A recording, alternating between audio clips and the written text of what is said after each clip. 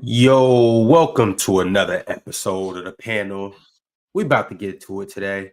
Game 3 of the NBA Finals is tomorrow, but we got some other things that we really got to get down to the bottom of, such as how elite is Jrue Holiday and Derrick White as role players, and where do they stack up against all-time great role players? Dan Hurley, him and the Lakers have been in conversations. We got to talk about what that looks like and what the Lakers' new head coaching vacancy may be. We also got some LeBron James talk to get into. My man Ticket's in the house. Chilltown's in the building. Mars is in the building. Ox is in the building. We'll never know. Mm-hmm. Somebody what's up, brother? James talk. Big Ox, what up? What's up, Ron? When you was talking about all-time role players, you said Dan Hurley. I was like, I ain't know Coach Hurley was on the list of all-time role players. I said, go ahead. Well, all right. Hey, chill. How nice was Hurley when you played with him? Danny could play, man. Yeah. Danny could play. He's left-handed. He could shoot the long ball. He was a good athlete. He had a real good mid-range game. He could pass his ass off too. That was one of the things he was really good. He could pass his ass off. So I always ran the floor when it came to him because I knew I was going to get it. So.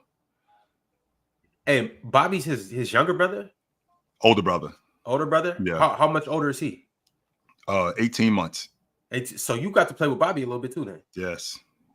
Bobby was a better passer, right? Yes, Bobby was a better passer, and Bobby actually passed more than Danny did. Yeah. The difference between the two of them, the difference between the two of them was Bobby actually, like Danny didn't love the game like Bobby did. He liked to play, like the game was everything to Bobby though. Bobby was in the hood, like he'd come down to the projects and play with us. Like you had to twist Danny on to do that. And if he did it, he would do it like once or so. Like Bobby was a fixture in the hood. If you can imagine a white dude in the 80s in the hood, in the late 80s in the hood like that. Like I used to get all the time, people elbowing me like, yo, they thought he was the cops. Like, nah, he a baller. Mm-mm. Okay, man. Shout out Bobby. Yeah, he'd come to the hood all the time. Bobby with the drama, huh? Yeah. And people would ask, yo, what's up with your man? What's your man doing right? Yo, J-Dub, you down with the cops? What's going on? Like, yo, that's Hurley. What are you talking about? He's not the cops. Because, white people don't come to the hood except for the cops, especially during that time. So, yeah. And then when he came down and he would play, they was like, yo, this dude is nice. He can play. So. That's fine. Yeah, that's what's up. That's what's up. Yo, Dion, what's going on, my man? How you living today? What's good, man? I'm living good. First off, I want to say, I'm dressed up because I'm going to Kyrie Irving's fans' funeral. You guys thought that Kyrie Irving could get it done without LeBron James, and he absolutely couldn't. So, today's a great day. Today's a great day. What's up, Chill? What's up? How y'all doing today? I'm feeling real good today. Hey, Dion, the series ain't over yet, man. We only halfway through it. It's over. It's over. We're only halfway through it, brother. God, man. Hey, Dion, what you been seeing in the first two games to make you believe that it's over? Well, first off, I want to go ahead and apologize, saying about the Boston Celtics. I was wrong. I thought Jaylen Brown and Jayson Tatum was not going to be able to work. And they have shown me over these last two games that they are actually legit. I clown on them for, beating up on teams inside of the East. But Dallas, they took out the Timberwolves. The Timberwolves took out the Denver Nuggets. So the fact is that they're going out there and manhandling them the way they are in the last two games. It tells me everything I need to know. And a big factor in it is Luka is not LeBron James. You know what I'm saying? If there was a guy on the floor that was able to push the pace after getting defensive stops for the Dallas Mavericks, you know what I'm saying, and push the actual pace and be able to make plays down the court and play make and score at a high level on a fast break, they would actually be inside of this series. The fact that Luka is going out there and, being slow paced, not pushing the ball, and holding the ball the entire shot clock, that tells me everything that I need to know that Luka is not ready. And then, okay, another big thing, Kyrie Irving. What the hell are you doing, Kyrie Irving? Kyrie Irving, bro, has not shown up, and I knew he wasn't going to show up inside of this series. I told you guys, only person that can get LeBron, they can get Kyrie Irving to actually perform in finals is LeBron James. And a big thing about it is Luka and Kyrie Irving, they don't play together. And what I mean by that, they could be on the floor and they don't play together. right? So Luka has the ball, he doesn't get Kyrie Irving involved. When Kyrie has the ball, he doesn't get Luka involved. When LeBron James and Kyrie Irving play together, they got each other involved every single time. You know what I'm saying? So if LeBron seeing Kyrie Irving doesn't have it going, LeBron James will make a set for Kyrie Irving to get Kyrie Irving going. I haven't seen none of that inside of the series. Why do you think that is, Dion? Why do you think you haven't seen any of that? You think it's just because they just not working together? You don't think do you think Boston's defense has anything to do with this? Boston defense has been great, but I truly believe that it's really Kyrie Irving and the fans. You know what I'm saying? He let the noise get to him. So the juju is what's screwing up Kyrie Irving. It's not his game. It's not Jrue Holiday basically being the anticipator and the defender that he is. It's the juju that's screwing up Kyrie Irving. Yes, because Kyrie Irving is getting the same exact shots he's gotten his entire career. He has letting the noise get to him. So you expect him to play better game 3 then? Because the fan he'll be at home? No. So is there going to be Boston fans in Dallas? No. It's messing up his juju? No, the fact is that Kyrie Irving is not going to get it done in this finals. Okay, because I said so, it's not an answer. But why? That doesn't work, Dion. No. So they're going home. Okay, they're going home. It's going to be louder. He's going to have home floor. The role players are probably going to play better. Is there anything that Boston can do to continue to slow him down, or is it just I said so? That's why they're gonna. That's why they end up. That's why they're going to win. The fact is this: when you look at Kyrie Irving's entire game, it's based off, you know what I'm saying, having an edge over the opponent. And yes, Jrue Holiday, yes, he's stopping him. But Kyrie Irving, bro, is more mental than actual people on the floor. There's nobody on the Boston Celtics that can legit guard Kyrie Irving. He's just not making his shots. Because the reason he's not making his shots, he doesn't have a leader to put confidence inside of him, like how LeBron James did back in 2016, 2017. It's just that simple. So let me ask you a question. Stop right there. I want you to keep going. So the fact that he got going against Steph Curry, do you think that gave him confidence?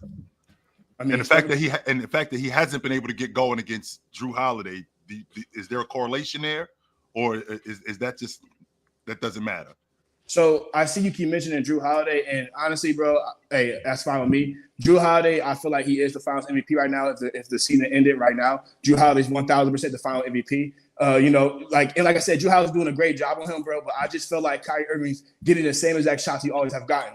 He's just letting the noise get to him. He doesn't have a leader. I don't think Luka is actually going inside the locker room and talking to his teammates. I think when they lose, I think Luka is isolated in the background and not even saying nothing to his teammates. You know what I'm saying? They don't have a big voice in there. That's why Kyrie Irving feel like he needs to be the voice now for the team. And, that's just never been Kyrie Irving's role. You know what I'm saying? Like you could try to say Kyrie Irving tried to become a leader this entire season, but in reality, Kyrie Irving's not the leader. You know what I'm saying? We need Luka, the best player on the team, to be the leader. And I just feel like Luka's not getting none of the teammates involved whatsoever. So I just feel like they need an actual big guy inside the locker room to take over the series. You know what I'm saying? Luka go out there and score 40 points all he wants to, but are you getting your teammates involved? What are you actually doing? Are you affecting the actual game? Luka's not affecting the game whatsoever. He's been playing garbage. Don't ever compare Luka to LeBron James. I don't want to ever hear it from none of you guys ever again. Luka's not even nowhere near LeBron James whatsoever.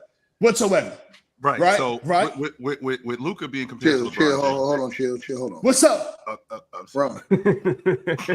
Hey, Ron, I hate you, bro. I already know where Ticket going with you. Hey, man, we here to have a good day, man. We're here to talk some good hoops. I know. I really hate you. Are we, Ron? Ron, yeah. Yeah, we are. We are. Dion just made valid statements. Kyrie's not the same with Bron as he is with Luka. That's not crazy. Well, I didn't know we was gonna sit up here and slurp Bron for the first 30 minutes of the show. He wasn't slurping Bron. He's saying L Kyrie. He's saying L. Gotcha. Yo, time out. Chill. Ron, 1 second, bro. And I appreciate you, man. Listen, Ron, man, you're so dope, man. I appreciate you having me up here, Ron. I really do appreciate it, dog. No doubt, Dion. Listen, hey, Bob, bro. Watch your mouth, bro. You know what I'm saying, bro? LeBron James, bro. LeBron James is on many segments inside of ESPN right now, and he's doing nothing but just tweeting stuff and going on his podcast. LeBron James is the most important player that ever exists in NBA history. ESPN's doing it. On top of that, shout out to LeBron James, you know what I'm saying, for being on Kai's show last night. You know what I'm saying? Shout out to LeBron James. LeBron James, we all appreciate you, man. Dion, rewind. Rewind. Let's go. Focus, brother. Focus. Because 1 minute to start. Let's get back focused. And I'm on Ticket page right now. Are you telling me right now that Kyrie Irving is the reason why this series is going the way it's going. It's not because of Jrue Holiday's. It's because of Kyrie's juju. And Kyrie's juju is being affected by Luka Doncic not being the leader that LeBron James is. Is that what I'm understanding? And the fans. Is that what I'm understanding from you? I want to make sure that I'm following you. Before I continue, I'm sorry for coming out and put all the blame on the Mavericks before I give my flowers to the Celtics. I think I did give my flowers to the Celtics, but if I didn't make it clear, yes, the Celtics has completely dismantled the Mavericks. The Celtics is playing amazing basketball right now. Porzingis, what's called Jrue Holiday. The way Porzingis came out the first game and dropped 18, Porzingis has been a huge mismatch the entire series. So 1,000% the Celtics have done a job. But I feel like it's more so of Luka and Kyrie Irving not doing a job as well. This is supposed to be a competitive series. You shouldn't get blown out the water in game 1 and barely have a competitive game in game 2. It shouldn't come down to that. You know what I'm saying? Like, I feel like the superstars. Leon, why don't you think they're able to do their jobs? Can you explain that? Why they're not? Why you think Kyrie Irving is not able to do his job? Because LeBron not there. Chill. He said. Oh, I'm sorry. He did not only that, LeBron James not there. I already told you. The fact is, Jrue Holiday, Derrick White, they're switching on them. You know what I'm saying? They're making Kyrie Irving basically become a facilitator. That's what's happening with Kyrie Irving. It's either you shoot or you have to pass the ball. When Kyrie Irving told me it was his juju. You just told me it was his. It's all of it. It's all of it. It could be everything. You want me to go into detail why he's getting stopped? I can tell you that. And I just told you. So Derrick White, Jrue Holiday, they're making Kyrie Irving become a playmaker right now. So he's not a great playmaker. He's a subpar playmaker. And then on top of that, they're forcing him into his bad shots. We all know Kyrie Irving loves to play fancy basketball. So what they're doing is they're forcing him into mid-range fadeaways. They're forcing him to tough three-point shots. They're letting him have it. And then also, he's one of the best finishers around the rim. The fans and his psyche's so messed up, he's missing around the rim. Kyrie Irving never misses around the rim, and he's coming out there going like 0 for 14 around the paint. We've never seen that from Kyrie Irving, ever, whatsoever. So, yes, it's the Celtics defense. That's not true. And on top of that, it's the Celtics defense, and on top of that, it's Kyrie Irving. He's not mentally there for the Dallas Mavericks whatsoever. Dion, that part you said at the end is not true. He's actually making the most part of his layups. He's just not taking them to the basket enough. So, Mark, what's the numbers on that? Around the rim? What is he shooting for right now? Mars don't want nothing to do with this. What's the numbers, Mars? Yeah, Mars. Yeah, go ahead. Mars, we need them numbers, man. You feel me? Go ahead, bro. Hey, Ron, I really hate you, bro.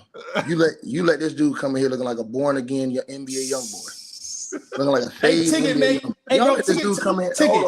Until you turn your camera on, bro. Hold on, until you turn your camera on, bro. Stop talking to me, bro. Hold on 1 second, Dion. Go ahead, bro. Dion, they wonder why I am how I am, bro. This is why, Chilltown. It ain't just you, dog.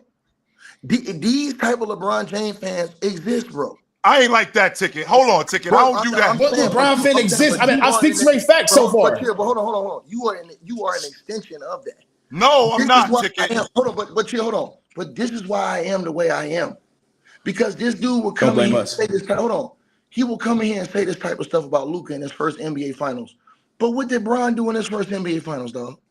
Okay, so let's talk about it. Right. So, but what did Bron do? Let's talk about it. Yeah, let's talk about it. So forget the first one. What did he do years later in his second NBA Finals, dog? Where was the leadership? All this stuff you're criticizing Luka about in his first NBA Finals. Yeah. Where was LeBron doing this in his second NBA Finals? Let's talk about it. Let's talk about it. Go ahead. Talk about it. So first of all, let's start off. Where was the leadership in the second NBA Finals? Let's start off at number 1. LeBron James in 2007. First of all, was 22. Well, okay, come on. Wait, I'm not done. That's why I said, I'm not done. Second NBA Finals, where was the leadership at? No, you mentioned the first NBA Finals. I said the first two. So let's get to the first two. Because this is Luka's first. Let's compare it to LeBron James' first NBA Finals, right? Okay. We're not talking about number 2, right? So let's stick to number 1. How old is Luka right now? How old is Luka? 2007. Mars, how old is Luka, Mars? 25. Okay, 25 years old. Okay, 25, right? LeBron was 22 years old, right? Hold on. Okay, so come on. So you're saying, you called out Luka's lack of leadership. Yes, sir. And said that he's not in the locker room talking to guys, but he's isolating himself from everybody else. Absolutely. How do you know that? I just can tell by the way they move on the floor. The whole entire Dallas Mavericks teammates made it clear that Kyrie Irving is the leader for their team. Okay, that's what we've been hearing. Okay, I understand. Right? Okay, so we know Luka's not talking in the locker room. We know but he's not. Let's say what you're saying. Hold on, Dion. We know he's not. Hold on. No, we don't know that. Dion, but chill. Hold on. But let's say, chill. Let's say what he's saying is true. Let's say that what you're saying. What you're saying with Luka, we're gonna go with that at 25. How old was LeBron in his second NBA Finals, Dion? 26. 26. Okay, now Dion, what Go was ahead. LeBron James doing in his second NBA Finals as leadership in the locker room when they were losing? What was he doing? Absolutely. First of all, LeBron James was leading his team, the Miami Heat. Not No, only I was said he the finals, in the NBA Finals. I said in the NBA Finals. yes, in the NBA Finals, LeBron James was still leading his team. On top of that, LeBron James, when his shot wasn't going inside the NBA Finals, he was doing more multiple things on the court. Right? Ron, so playing down the defense, toilet, man. Come on, bro. he still led his team in assists, right? Right. Third leading scorer on the team, bro. So he still was doing his job, bro. It doesn't matter. He still played great if you look at the numbers. Luka, first game, 1 assist. Luka has the same amount of assists as turnovers in the last 2 games. He has 12 assists compared to 12 turnovers in the last 2 games. Luka is not playing well. Shooting like less than 50% from the field. Like, come on, bro. Luka is playing honestly terrible basketball, and so is Kyrie Irving. And on top of that, bro, they're big men. I told you guys, I came here like a couple weeks ago and said PJ Washington is not going to go out there and perform. He's not going to continue to keep dropping 25-point games. What has he done since the last time I talked to you guys? Nothing. He can't even shoot a damn 3 whatsoever. He has no 3-point shot. So the whole Dallas Mavericks, the big men, Lively, they're not performing. They're getting bullied by Al Horford. Al Horford's damn near 60 years old. He's bullying them. Like, what the hell? Porzingis just came back and he's bullying these guys that have been playing all season long. They're rookies. They're supposed to be young and energized, and they're getting bullied by a 42-year-old bro, Al Horford. So how's that? Hold on, how's that Luka's fault? Bro, it all tied into it, bro. It's confidence inside the team. No, I'm saying, Dion, man. How is it Luka's fault that the other guys are not stepping up? Because if we use that correlation, if you go to LeBron James's second NBA Finals, the other guys played well, but he didn't. Chris Bosh played well. D Wade played out of his mind. It was LeBron James that didn't do shit. But you're not talking about LeBron James. You're coming in here spewing your rhetoric like JJ rhetoric. You're spewing your goddamn rhetoric on us this morning.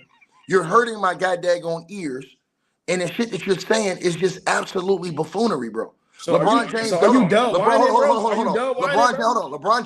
LeBron James in his second NBA Finals. Let's talk about it. Played one of the worst finals as a superstar in NBA history. And you coming in here talking about Luka Doncic. And you're making comparisons saying that Luka's not talking to his teammates. He's like, when LeBron James is the one that went to the podium after losing the NBA Finals 6 years later, talking about hey, at least I average a triple-double in the finals. I ain't those guys. Are you crazy, bro? No, you're twisting his words. This is the same dude. Hold on. You do that. No. You're not this is the same dude. Hold on, sir. The media always trying to flip what LeBron James trying to say, bro. Dion, hold on, Dion. This is the same dude that couldn't talk to Kevin Love face to face like a man, so he had to tweet to Kevin Love to fit in, don't fit out.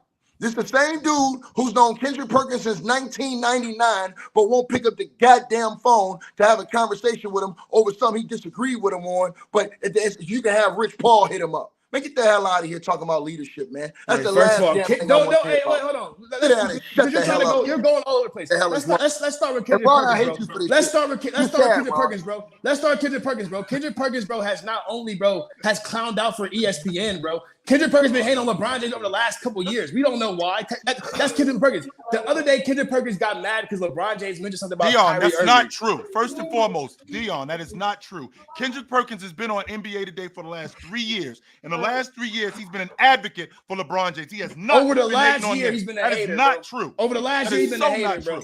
Over the last year, he's been a hater, bro. Yes, it is true. That's why LeBron James unfollowed because him. he doesn't agree with everything that he says. LeBron unfollowed. No. What do you mean LeBron James wants attention, bro? How does he want attention? Because he doesn't agree with everything he says. But hold on, I want to get back. How does LeBron James want attention, bro? This is what I want to do. Exactly. Bro, Ken talk about LeBron every day, but LeBron wants attention. I want to get back. Can we get back on Kyrie Irving? Let's get back on. Yeah, go ahead. Can we get back on Kyrie Irving? I just want to get back on Kyrie Irving because it sounds to me like the idea is if Kyrie Irving plays better, they play better, and they ultimately win, which means Kyrie Irving is the engine that this Dallas Maverick team goes on, as opposed to Luka doing everything that Luka does. So we're going to take out the idea of PJ Washington, Exum, Green, Derrick Jones Jr., Derek Lively in the short roll. We're going to talk about Gafford being around the rim, not being able to make shots, which is what the Boston Celtics are trying to do. Make them make shots, but make them make tough shots. In addition to making Kyrie Irving and making Luka Doncic make tough shots. Because they already know that Luka Doncic is going to get his, but we're going to make him get his as tough as possible. We're going to do our best to slow down Kyrie Irving. Jrue Holiday, with the great anticipation that he has, is slowing down Kyrie Irving. He's bigger than Kyrie Irving. One of the things that I know as a former basketball player, great ball handlers, the one thing that they hate, Ron, I got my hands on you. What are you doing as a ball handler? Slapping your hands away. Get your fucking hands off me. Ball handlers hate that. I'm not saying that they don't like it. They hate that. And Kyrie Irving is being thrown off of his rhythm. In the process of him being thrown off of his rhythm, those shots that you talk about, he's not spinning as fast in the mid-range. He's countering with 3 and 4 moves, which he doesn't have to do. Why? Because he's got a better defender in front of him. And now that defender is in his head, as opposed to what you're trying to sell us, that the Boston Celtics are in his head. We're completely discounting how good the Boston Celtics as a unit have been on Kyrie Irving, particularly Jrue Holiday. So yeah, Dion, we're not buying that shit, bro. If we're being honest, Kyrie Irving has seen every type of defense known to man. So I don't think there's a defender out there that's stopping Kyrie Irving. It's all mental, and I don't care if you're buying it, Bob. It's the truth. I told you guys this weeks ago. I came on the show weeks ago. I said Kyrie Irving is not going to perform, and what exactly is happening? He's not performing. Like he's not the leader of the team, and they don't have a leader to get the guys, and you know what I'm saying, and motivated to be able to go out there and win. So they're probably going to go out. They're in the NBA Finals. You don't get to the NBA Finals without, one, an identity, and 2, without a leader. How can you honestly sit there and say that they don't have a leader? Luka is their guy. They go as Luka goes. Luka does everything for this unit. In addition to scoring, in addition to passing, in addition to rebounding, he's their vocal leader. He might not be that good defensively. In fact, I think he sucks. But they go as he goes. He is their guy. So to sit there and say that they don't have a leader, they didn't just show up to the NBA Finals. They didn't just get here by osmosis. They didn't just get here by committee. Luka is clearly their guy. And this series isn't over with. It's not. We're only 2-0. You go on the road. Dallas is going to be a different environment. You're not going to have a home crowd around you. Dallas did do one thing great last game. They didn't let them come out, hit them with a tsunami wave early. They just made some mistakes along the way that crushed them in that last game. That was a way more contested game, and I believe that Dallas should play better at home. You know what I'm saying? And I think that the role players are going to play better at home as well than what they've been playing. I will criticize J.K., and I will say one thing. Me and Mars had a conversation about this the last time I was on here, and I don't know how he feels about this right now, but you got to give Tim Hardaway some minutes, bro. All these other guys, bro, not hitting no shot. Bro, the man averaged 14.5 points a game this season, bro. The hell he can't get no minutes, Chilltown? 0 minutes, bro? That's hate right there. And this is what J.K. He needs to have 0 minutes. This is just Chilltown. This is what put the bad rep on J.K. for years of how he's held certain grudges against players. It happened with him in Milwaukee. It happened with him with the Nets. And now it's happening now. I don't know what the hell is going on with him and Tim Hardaway. I don't know if Mars knows, or somebody know how Tim Hardaway got into his bad graces. Because when he came there, he used to rely on Tim Hardaway as a third guy a lot, play him a lot. Now he doesn't play him at all. I don't understand what it is, but I'm sorry, bro. The little light-skinned boy they bring into the guard, he ain't working. Excellent. The other guards, they ain't working. Green and Exum, Chilltown. Yes, and I'm just thinking, like, bro, do you have beef with Tim Hardaway Sr.? Is it some type of issue that he got going on that we don't see? Bro, there's no way in hell Tim Hardaway Jr. can be getting DMP coaches' decisions or just 1 minute or 30. That is just hate, bro. It's crazy, Ticket, because at first, because Tim was playing bad. This past couple months, and I think he had to put him on the bench for a little bit. Now I don't know what happened. I'm not Dion. I don't know what's going on in the locker room based on what's going on the floor. I'm not as smart as bro. So my thing is, I can't tell you exactly what happened, but something needs to change. Like I think J.K. got to try Tim out because I think Tim Hardaway is their best spot up shooter. Their best shooter over there, and they need somebody to open up that floor a little bit more. I think Tim Hardaway got to get some minutes in games. Big Ox. That's what I was saying to Mars and y'all last week, and Mars was looking at me like I was crazy when I was saying Tim Hardaway. But bro, difficult situations calls for different type of things. You got adjustments you got to make, and sometimes you have to go to an adjustment you wasn't thinking about making. You can't just stay stuck in your ways. Listen, I'm sorry. I've watched those other guys shoot too many damn bricks for it to be a reason. I heard somebody say, Tim Hardaway doesn't play defense. Well, damn, who the hell is playing defense that's out there at that level for Tim Hardaway not to be able to get – damn, get a man a try, get a man a shot and see if he can knock some shots down and help give you a little bit more breathing room for Luke and Kyrie because they ain't got, I'm telling you, bro, they ain't got nobody else is shooting that ball right. Derrick Jones Jr. shooting up bricks from the outside. P.J. Washington shooting bricks from the outside. All these other guys shooting bricks from the outside. It's just sad, bro. The Mavericks Derrick Jones Jr.'s defense is not good enough. Thank you, Ox. For me to be sitting out here watching him shoot threes when you got Tim Hardaway Jr. sitting right there. I don't care what his pop said. I don't care what he said. I'm talking about winning championships right now. And Derrick Jones Jr., Dante Exum, Josh Green, they're not gonna change the tides of this series. And you have to do something in Game 3. You lose Game 3, the series is over. My thought process is we're already down 2-0. How much worse could it be? When we all know, I don't care how bad Tim Hardaway was playing the second half of this season or whatever. I know a lot of Dallas fans was blaming him for whatever was going on over there. But if Tim Hardaway comes out in Game 3 and shoots it like we all know he can shoot it, that could change the series. Now, I'm not saying you got to play Tim Hardaway 30 minutes. I'm just saying you got to get him out there. Let's see what he can do real quick. Right. That's my opinion. Big Ox, I totally agree with you, bro. You got when these guys ain't delivering, bro, and you watching this over and over and over again, you got to go into something different. Jay Kidd, we haven't got on him enough for the way he has not been able to coach up this series the way he should. He has not pushed the buttons he should have pushed. It's not. Yes, it is. Hold on, I'm gonna tell you why. No. You can't control Kyrie shooting 6 for 19. That's Kyrie Irving. It's a two-man. It's been a two-man all this entire playoffs, man. No. That's Kyrie Irving. Kyrie Irving performs. My brother, hold on one second. You're not listening to what I'm saying to you, my brother. Bro. What I'm saying, hold on. I want you to listen to something. What I'm saying to you is this. For example, in the first half, Luka Doncic, even though they were down by 3, he was basically controlling that game. What did Joe Mazzulla do in the second half? He adjusted. They blitzed Luka every single time, coming off the screen, 10 doubles. Luka swinging the ball, guys missing wide open. Only one dude hit one open 3 I can remember. That was Dante Exum at the top of the key. That was it. Other than that, nobody else was hitting shots, and everybody else was getting clean looks. I'm saying to you, in order to shuffle that down, because when you do that, that does mess up their offense a little bit. When you put Luka in situations to where he has to kick it and guys aren't hitting shot, that demoralizes you, bro. You have a guy in Tim Hardaway Jr., my brother, that averaged 14 and a half. Let me say this again. He not no penny ante dude that's averaging 5-6 points. You got to beat him. The man averaged 14 and a half points, shooting damn near 37 from the 3, bro. You have to give him a look, bro. No. You're not going to tell me you got a gun like that on the bench. Right. Hold on. Now listen to this. Right. Tim Hardaway Jr. is not ready. I seen him go out there for the other night. He doesn't look the same. He doesn't look the same as the same player he did inside the regular season. If you guys are relying on Tim Hardaway to save you, this is how I know this series is already completely over. Right? This series, don't try to blame the coach. Don't blame the coach. No. Kyrie Irving, bro, is not hitting his shots, bro. You know this entire playoffs has came down to the 2-man, bro. Right? It hasn't been about the 1-man. It's been about the 2-man. Right? It's the second guy in each of these series that's been the most important player to win the series since the beginning of the playoffs. Right?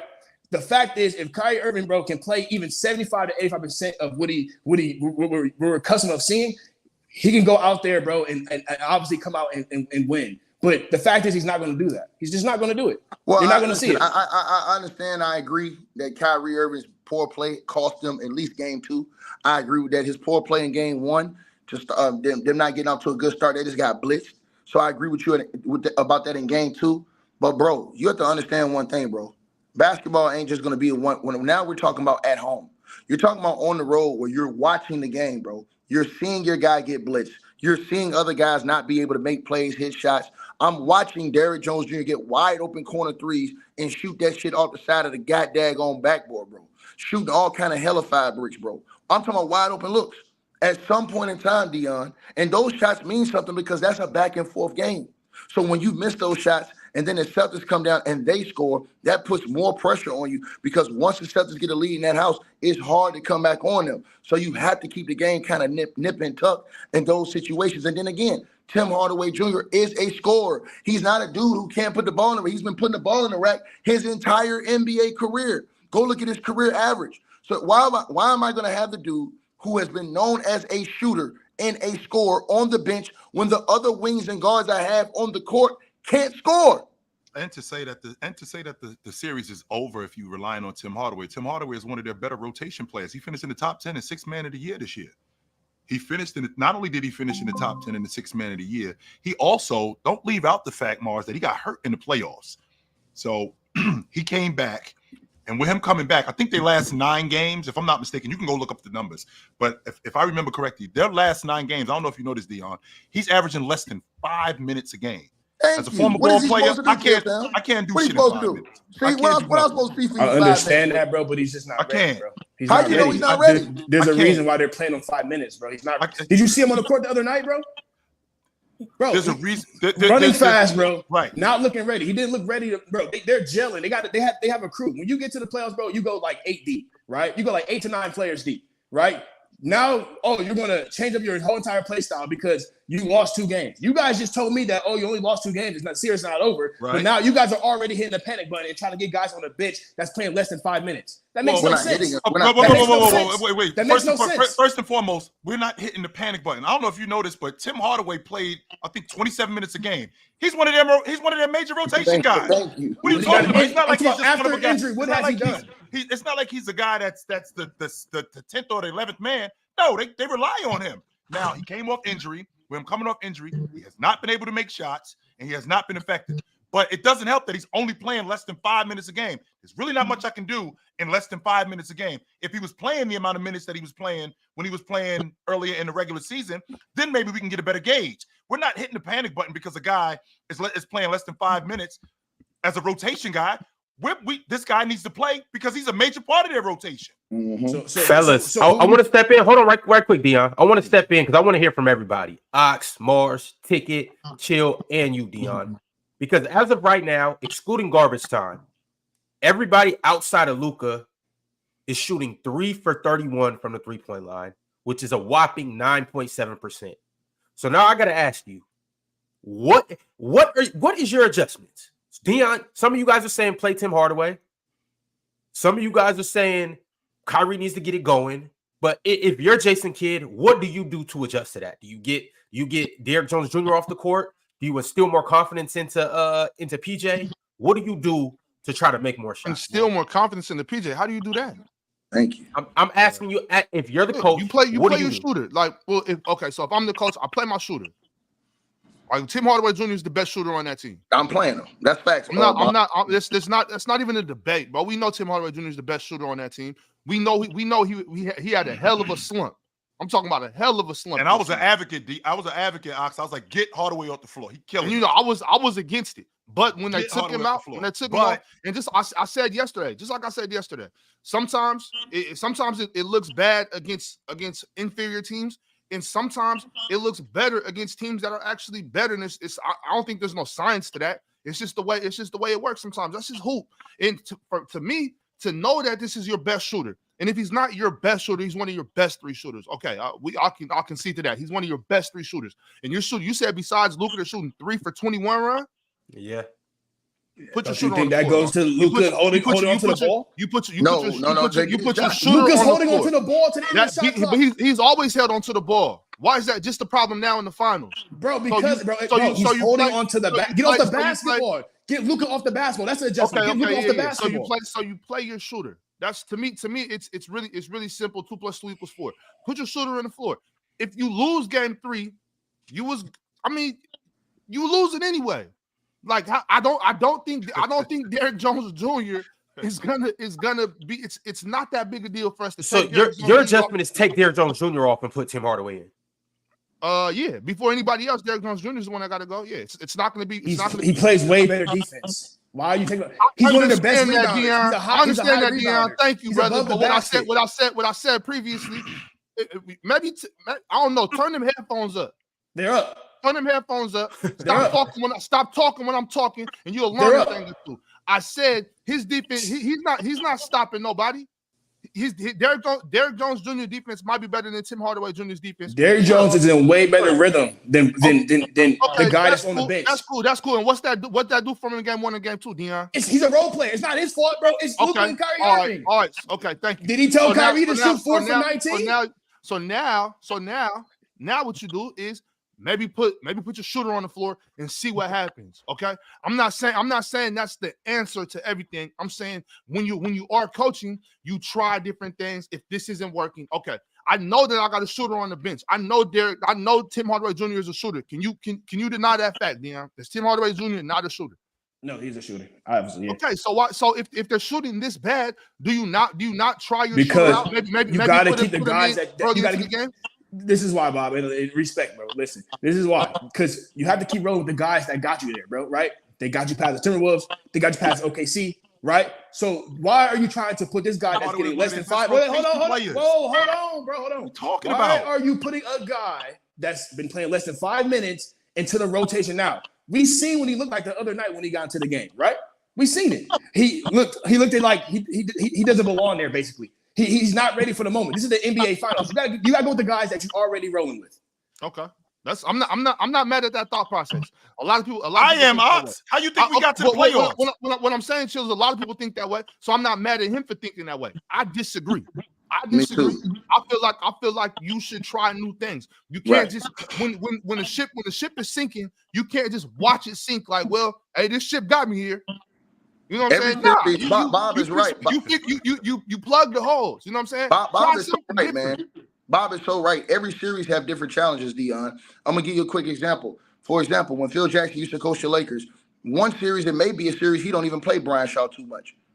Then he may say, you know what, this is a series where we got to go play. We need you a little bit more, B. Shaw. Or this series, we may not play Luke Walton that many minutes. But next series, we need Luke Walton to play to up his minutes a little bit coming off or in the starting lineup or coming off the bench or whatever. He always understands when to hold him and when to fold him. And these are different things, different times and different series, different matchups require different adjustments at times where you can't always just say, hey, man, these are the same guys I did it with. No, you have to be able to adjust on the fly in a 7-game series. You have to be able to adjust in the game. So if I'm watching the game and I've already went through game 1 and I'm halfway through game 2 and I'm seeing that these guys ain't hitting shots, they're blitzing Luka. My guys are getting wide open shots and we ain't making them. Okay, what am I going to do? I'm going to go with a guy that averaged 14.5 points a game. I'm going to put – matter of fact, I'm going to tell you what J.K. should have did. He should have gave him major minutes in the second half of the first blowout game just to see if he can get a hand and get going. That's what he should have did. When that game was shot straight to hell, J. Kidd should have went in the fourth quarter and really played him a lot of minutes in the fourth. Entire fourth quarter. Right, just to get his rhythm going and see, can he hit a couple shots? Because sometimes that can get you going. You know how hard it is as a guard, and I know Ron know this, and I know Chilltown know this, to play limited minutes, come in the game, expect to hit shots, and then you come in and say, if you don't hit shots, you say, that's not how it goes, Dion. That's not how it goes. You have to let guards like that get into a rhythm. The problem is, J. Kidd has allowed all those other guards a fair opportunity to get into a rhythm. They can't hit no shots. So now I'm going to go with the guy for who the majority of the time I've been here as a coach have been the third guy, and that has been Tim Hardaway Jr. They went to the Western Conference Finals, Chilltown, with Tim Hardaway Jr. on that team. The first time J. Kidd was there. So don't tell me now. All on that team? Wasn't he starting? Yeah, I'm saying, but he was like the third lead. He was the third leading scorer on that team, if I'm not mistaken. The only problem, Tigger, the only problem I have with that, right? Only problem I have with that because you mentioned like coaches like to rotate, like just for instance, like with the Lakers in 2020, how one series Dwight Howard played a lot, and then the next series he didn't. Right? The problem I have with that, he's injured. He came off injury. It's different in that standpoint. If you're coming off injury, you can't be just getting to rotation inside the NBA Finals. But that's not what he's saying, though. That's what they did with Porzingis. But Porzingis is a star player, man, and he's been ready Tim Hardaway is a major reason why they've gotten as far as they've gotten. But he's not ready. Tim said he's ready, Chilltown. I don't know what this guy's talking about. Tim is saying he's ready. Bro, right. I mean, the medic staff, and they obviously know something. He's getting less than 5 minutes. They know something. Right? Porzingis is more ready. Porzingis is an actual star, bro. So, yes, it makes sense. Like, that makes more sense than a rotation player coming back. Okay, buddy. I think I'm lagging now. I'm going to come back. Yeah, I hope you don't never come back. Trailer park trash. Go ahead, man. All right, y'all. What's going on, chat, man? Y'all go ahead and slap that like button. Shout out to all the members that became a member today and the ones that became a member in the past. Especially shout out the ones that stuck around for a little bit. Hold on a second, Ron. What's good? You got to start drug testing these dudes when y'all let them up here, bro. Like, real talk. We need a drug test, and we need to test for every drug possible before we start letting dudes just come up here and talk, man. Real talk, man. Y'all wonder why I am the way I am, bro. You letting dudes like this just run around YouTube, man. That's just crazy, man. He coming in here with a loose ass. No breathalyzer. Man, the dude is coming in here with Darvin Ham shirt on, that oversized shirt on. He got goddamn Luke Walton's tie on, and then he's sitting up in here looking like a low budget ass NBA young boy. One day he looked like Rondo, the next day he looked like NBA. Man, get his ass the hell up out of here, man. Lullaby his ass, man. Rockabye, baby. Y'all make sure y'all go slap that like button. Also today on Playback TV, we got Open Gym after this. Mm-hmm. And then tomorrow, make sure you pull up for Game 3 of the NBA Finals. My man JD's going to be taking over. We're going to have a good old time in there. Can't wait for Game 3. Obviously, it's in Dallas. We're going to talk a little bit more about Game 3 and what's our expectations for everybody, for both teams, coaches, etc., etc. Before I do that, let me go ahead and get to these super chats. But more importantly, let me shout out our members that became members today. Dale Smith, man. Shout out the boy Dale Smith. Winston Williams. Big shout out to you, Winston. Key Geo also became a member. Shout out to Key Geo. Durante. Shout out Durante, man. Brandon Moore. Big ups to Brandon Moore becoming a member. Tariq Jones. Appreciate you for coming through. And last but not least, Jay Rich. Appreciate you for coming through as well. Mars, did you find those numbers? Hey, Kyrie at the basket. Zay Rich. He's shooting 44% at the rim in the playoffs. No. I ain't talking about the playoffs. I'm talking about the finals. Well, yeah, 44% in the paint in the finals. 44% inside the paint. Yeah, no. Keep talking. Go ahead. Keep talking. What'd you say? Bro, that doesn't mean. What did you say? That's garbage. That's garbage. That is garbage. That is garbage. Hold on, brother. Hold on. Garbage. Let him finish, brother. He's shooting 71% in the restricted area. So thank you, you dumb summer snitch. Now shut your ass up. Still shooting back. You said around the restricted area. He's shooting back. We saying layups. Right. Restricted area layups. Like I said. 71 in the restricted area for a 6 point guard. That's solid. Thank you. So he should be shooting. Really? Yo, 71% for a big man is good. No, it's not cool, Dion. 71% for a big man in the restricted area is good. So 71% for a guard in the restricted area amongst in the trees. So Mars, compare that to his recent. Compare that to last round. What did he shoot? What did he shoot from inside the paint? He was actually worse against. No, I don't want to do that. He was worse than over the entire playoffs. Kyrie Irving shoots usually higher. He was worse against Oklahoma. I'm happy with that. In the restricted area against Minnesota, he was 59%. He was worse. Be honest, it's not necessarily him around. It's him in the mid range. It's him from three. I just know he's shooting bad. Just shooting. That's fine. That's against fine. Against OKC, it was 50%. Terrible. In the restricted area, he's shooting 71%. Against these guys. I give y'all that. He's shooting decent around the rim, but overall he's shooting terrible. My fault. He's shooting decent around the rim. Give that. But let's look at the overall percentage that he's shooting from. He's shooting terrible. So yes, that's what I mean. But you want to give him around the rim, that's fine. Right. That's fine. And we know why that is. Mental. Fellas, I got a super chat from MP13. MP said, "Tell me the leader that's going to motivate them enough to hit on the break threes, so the Celtics have to guard. Leadership is a factor, but there's a cutoff to where you need people to have certain skill sets to pressure the defense." They'll do it at home. This is the type of team. This team will play. The role players and guys will play better and hit shots at home. You got that crowd behind you. You at home. It's a different feeling. Kyrie will play better at home. I don't expect Kyrie to play as bad as he played on the road. He'll play better at home. Luka Doncic will be ready for Game 3. He will play better at home. So I said this before the series started, Chilltown, and it proved to be true. I said that it had to be Kyrie and Luka. It was Luka, but it wasn't Kyrie. So that's why you lose on the road. Now, when you get home, now all the other road guys we're talking about, they're going to play better, Chilltown. The home guys on the road are going to play better. The question is for the Celtics, Tatum can't play the way he's playing on the road and then win. Offensively, he's going to have to step up his offensive game. And I disagree with somebody said that Jrue Holiday is an MVP. No, he's playing great. Yes, Jaylen Brown's the MVP of this series right now. Jaylen Brown's defense has been elite at the rim, on the perimeter, and he's been their best offensive player throughout this entire series right now.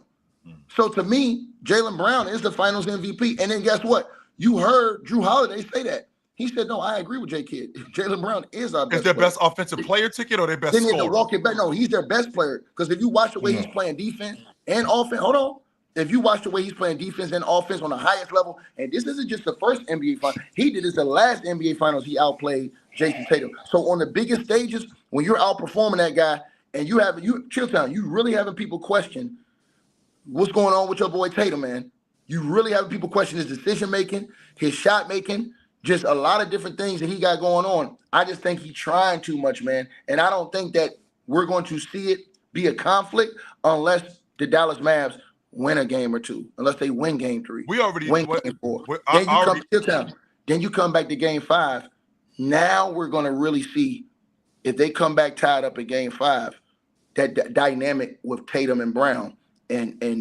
Because now, remember, if you come back, they haven't lost more than one game in a series in this entire playoffs. Right. So and if you go back tied, and they undefeated. And they undefeated on the road in the playoffs. That's fact. And if you come back tied, now you really got to look at this thing, Chilltown. And Chill, I'm going to say this one last thing. If they lose this series, bro, and Tatum continues to play this way, I think it makes it easier for Boston to want to get off Tatum in the future and keep Jaylen Brown. What? I do. Let's rewind, like you just talked about, in terms of being an offensive player. First of all, offensively, he's been good. His ability to distribute, getting in the paint, finding the right guys, taking care of the basketball. He's actually been good at that.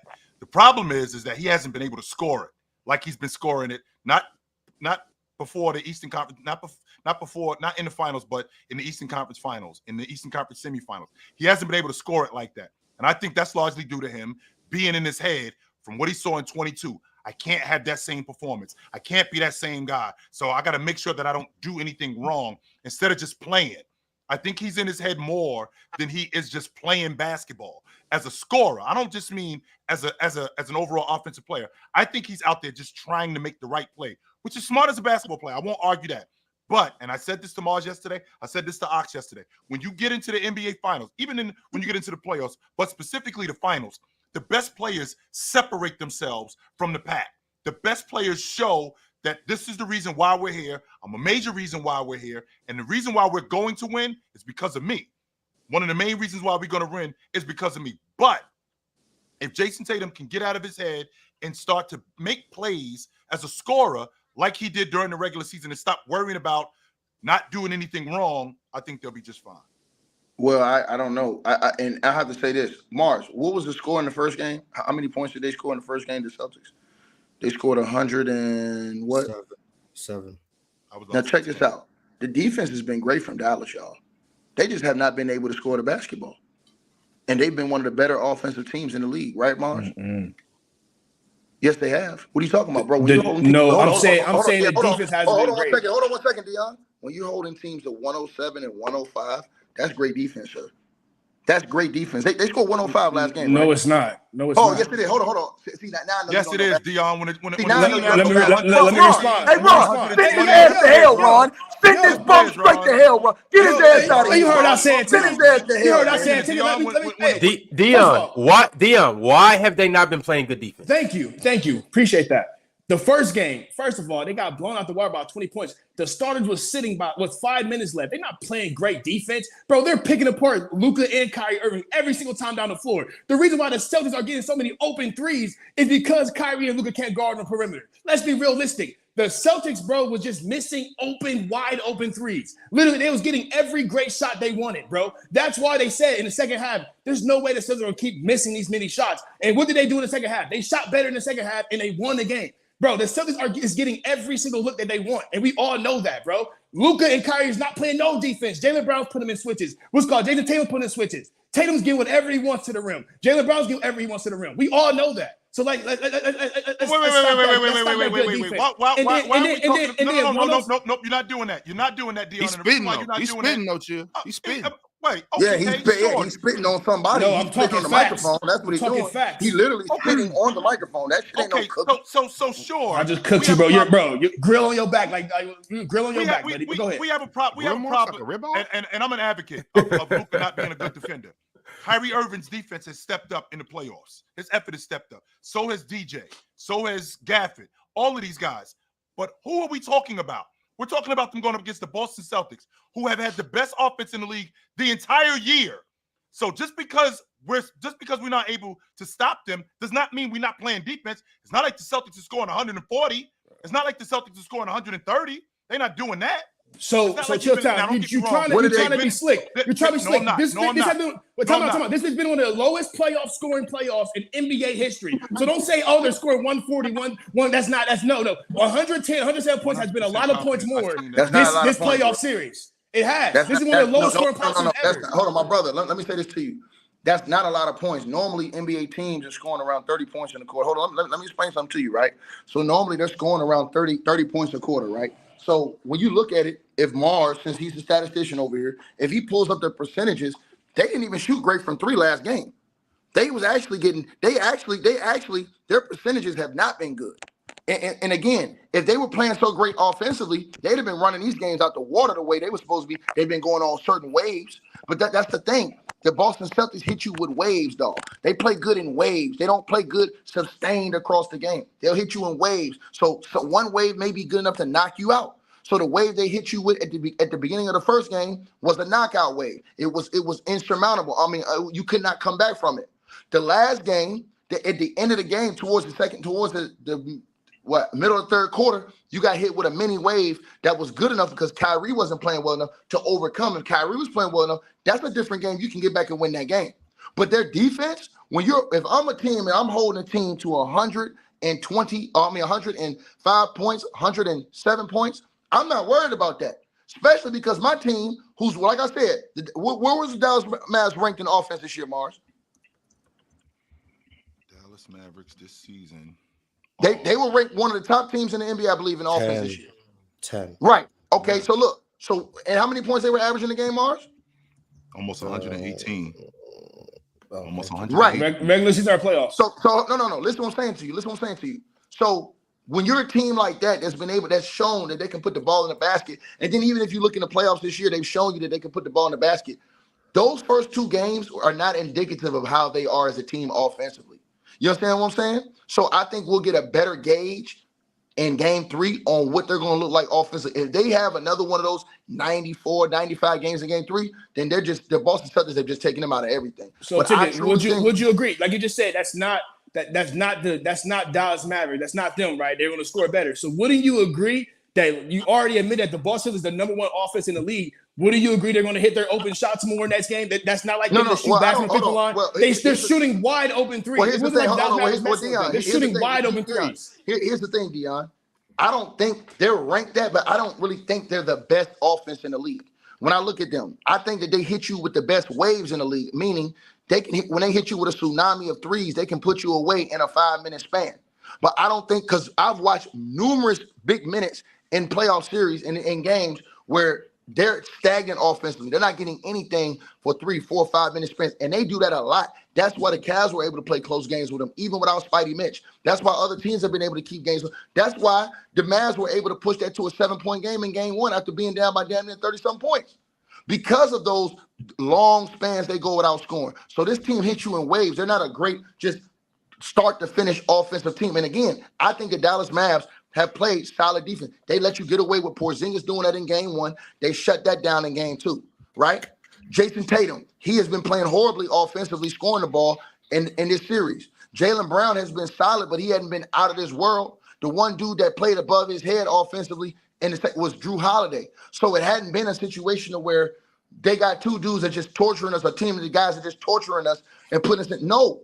They're the ones who are not playing well offensively. They're the ones who are not getting that production from their key guy and Kyrie Irving, those other guys. So, again, I expect to see a higher scoring game. I expect to see Dallas probably score around 112, 115 points in game 3 at home. Why? Because now you're at home. The role players are going to play better at home. Those 2 bigs, Lively and those guys and we ain't even talked about Lively has been horrible in this series. I don't even know why J. Kidd keeping him on the court. He has been literally unplayable in my thoughts in this series. I would have played Gaff for more minutes or just went small because Lively is just killing you in this series, or just went with Kleber. But Kleber's getting in foul trouble, so I would have just went small. But there's no way I would have played Lively in this series. He's too young. His mind is out of this series right now. He doesn't know what the hell he's doing. They have nothing else. But again, they do. Hold on. They do have other things that you can do. They do have ways that you can play smaller and ways that you can deactivate Kristaps Porzingis, because Porzingis is not just going to go to the block and pound you in the pole. He's still going to shoot those jumpers, mid-range, and fadeaways over guys. So he's still going to kind of be away from the basket, and he's not a big-time rebounder. But let me say this to you, Dion. I just think that the Mavs scoring the ball, I think that you got guys, like you said, I don't think Kyrie is stoppable. I think when he gets going, he gets going. I just think that he has made bad decisions on where he wants to score the ball in this series. Kyrie Irving. Luka Doncic has done 30 a game. So what else can you ask from him? He's giving you that. Kyrie has been at 12 points a game, bro. That's the series right there. So we talk about guys not scoring points. They scored, 95 points last game? And Kyrie had, Chilltown, 14 points? Yes. So, and Kyrie's giving you 23, 24 points a game? Come on, man. You can't 20, have that, bro. 23 a game in the playoffs. Come on, bro. You had that last game. We talking a whole different game, and Kyrie just plays his normal offensive game, even with those other guys not playing well, dog. So, again, you go back home. Chilltown expects Kyrie to play better back at home. I do expect him to play better at home, but I also expect him to continue to go to Porzingis. He's the difference in everything that they're doing on the box and in the mid post. They hunt switches to get Kyrie Irving onto Kristaps Porzingis. They hunt switches to get Exum onto him. They hunt switches to get Green onto him or Derrick Jones Jr. And he destroys them in the mid post because he's 7'3" and he can knock down big shots in the middle of the paint or at the free throw line. That's what they're actually hunting. And Ticket, you said something a while ago, and I think you need to revisit this. Joe Mazzulla is a damn good coach. He's doing a great job in this series with adjustments. He's doing a great job in the series in schemes, and I think we need to revisit that. Yes, listen. I mean, it's easy to say when he can get ugly like Sam Cassell is sitting over there on the bench. No, Ticket, you're not doing that. No, Ticket, you're not doing that. No, Ticket. Hold on, chill. And I'm going to do that. Hold on, chill. I'm going to do that because some head coaches are just as good as their assistant coaches. No, Ticket, no. Hold on, chill. Wait, chill. Let me say, hold on, chill. Wait, chill. Let me say some stuff to you, chill. Because we had seen Mazzulla make these type of adjustments before. But guess the one thing I have been noticing on the court? If you go back and watch the games, look how much influence that he has been having over there on the sidelines. And I'm talking about Sam Cassell. Sam Cassell is doing a lot of talking over there on that sideline. And he's doing a lot of giving Joe Mazzulla advice. And I'm watching him do this during the game. And I'm telling you guys, if you go watch, because if you watch the difference, last year they didn't have him. You did not see any of these type of adjustments being made in those series. Now they have a guy like Sam Cassell over there, Chilltown, who's not only won a championship, who's not only been in big games. You know what I'm saying? So he won a championship as a young guy. He was over there last year. He was on the bench last year too. No, he chill. Yes, he just went over. Was. Chill. He just went over. Chill. He was assistant coach with Doc Rivers in Philly, bro. Ticket. He was with him this whole season. And right, that's what I'm saying. He was with them when they actually got the best record in the league. You're telling us about cockeye who can't coach. Meanwhile, I'm talking about now. I'm saying with the adjustments now. I know. I'm saying with the adjustments now. In the process of us getting to the playoffs, the adjustments that he's making, even in the finals. He was on Philly. Hold on, chill. He was on Philly last year, like I told you, with Doc Rivers, right? So, but let me say this to you, chill. So let me give you an example. When Doc Rivers won in Boston, Bob, who was they giving a lot of credit to for how that defense was playing? The assistant coach, Thibodeau. Right? Tom Thibodeau, right? Right, Thibodeau.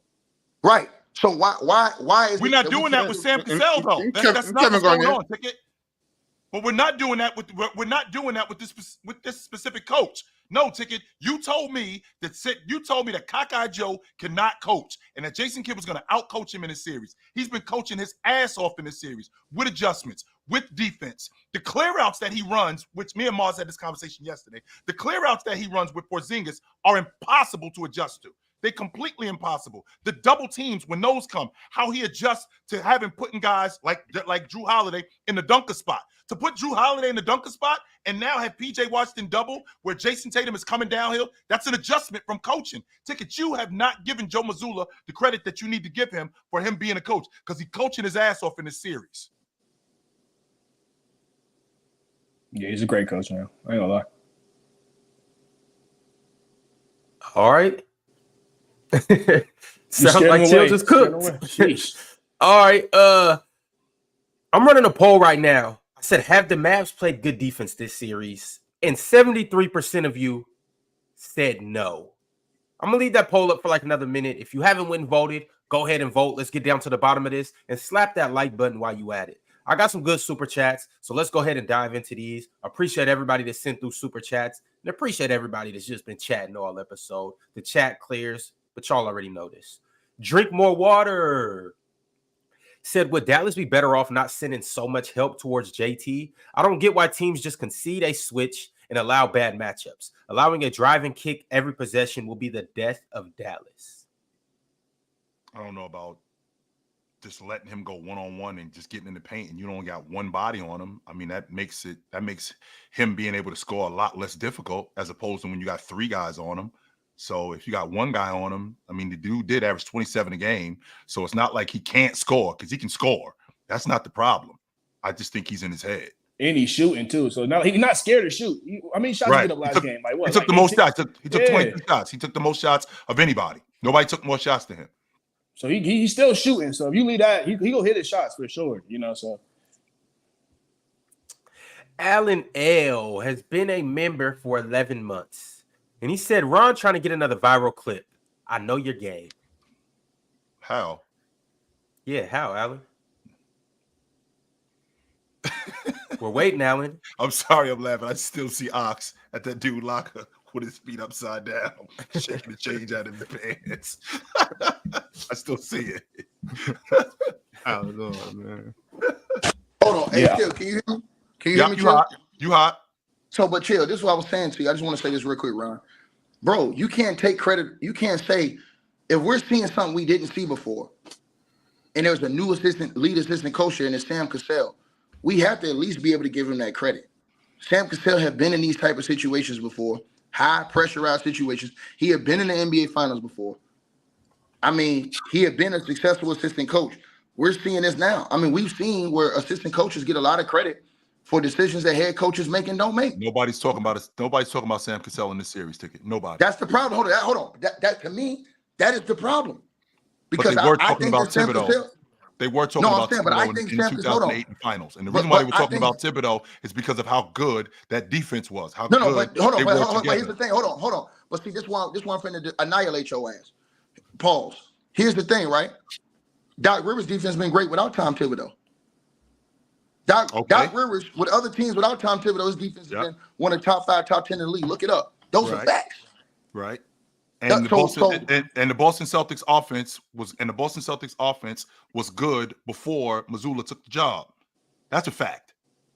No. So, but I'm not saying. Hold on. So, what I'm saying to you is this: I'm saying to you, we talking about the adjustments that they're making in the playoffs. Right. The adjustments, right? We didn't see those adjustments last year. We didn't see it against the Miami Heat because when they got smoked out. That's why. Hold on, chill. Keep going. So, and we didn't see that in the other series. They were just beating dudes in the other series, but and then this year we know they haven't really got tested. Chilltown, we know that. So now, with all the injuries, we know that. Be that as it may, though. Be that as it may, Tiki. Like we know how this works, though. Now, Sam Cassell very, very well could have implemented some things that helped Joe Mazzulla. Right. At the end of the day, like it or not, this is how it works. I'm the head coach. When you bring me something, this is my show. Now, wait, hold on. I'm not gonna stay right there because that's not my main point. I like your point. I like your point. What I'm saying is if I got constituents, if I got people I'm delegating to, when you bring back that work, when I turn it in, it's my name on that. Right. So let me ask you this question then. So why capping ass OGs like Chilltown will try and take credit away from Phil Jackson and talk about Tex Winter all the time then? Well, okay, first and foremost. Know your role and shut your mouth. Know your role. I asked Bob. Know your role and shut your mouth. Shut your mouth. Ask Bob. So why capping ass dudes like Chilltown? And Chill, don't say you didn't do it because that boy, I studied your whole style, fool. I used to hear you all the time talking about Tex Winter in the triangle. Don't do it, Chilltown. Do not do it to yourself because I will eat to your ass. You won't. You will not. You will not. But go ahead, Bob. What I'm saying, Ticket, is I don't know. Now, obviously, if somebody is implementing something which we're not 100% sure about what's going on, we can talk about it. I'm not saying let's not talk about it. What I'm saying is I don't want to just jump off the cliff and say that it's Sam Cassell without knowing. I got a quick question. Because Joe Mazzulla is the head coach. I'm just gonna say, we can say the coaching staff. We could talk about the whole coaching staff, but we just don't know who's doing what. I got a quick not question. only not only Chill, that. I got a question for you, Chill. 1 second. Would you guys say that Jrue Holiday deserves more coaching credit than Sam Cassell? Is that far-fetched to say? Coaching I credit. think Jrue Holiday is coaching the team more than Sam Cassell on the sidelines. See what I'm saying? Like that's why I didn't want to go into this because nobody know who's Can we rewind? But it is coaches on the floor. Ron, You do know that. No, you guys do know that. You guys do know that. You know that. You guys do know. I see why Ticket hates you, Ron. I see why. So there's not coaches on the floor. So LeBron James doesn't coach on the floor. LeBron James doesn't coach on the floor. So Rajon Rondo is not a coach on the floor. Come on, you guys piss me off when you do stuff like this. You guys do know that there's very intellectual basketball players that coach on the floor. It's Manning type quarterbacks that make audibles on the fly. That's not crazy to say. That's not you, coach on the floor. We was just playing with the kids the other day, and you was coaching on the floor. What are you talking about? Ron, you full of shit, man. I'm not saying that doesn't exist, Ron. I just said you're right. There are coaches on the floor. What I'm saying is I don't like us up here speculating on who's getting. Okay, and I understand that. But to say that's ridiculous is not great. That's not ridiculous.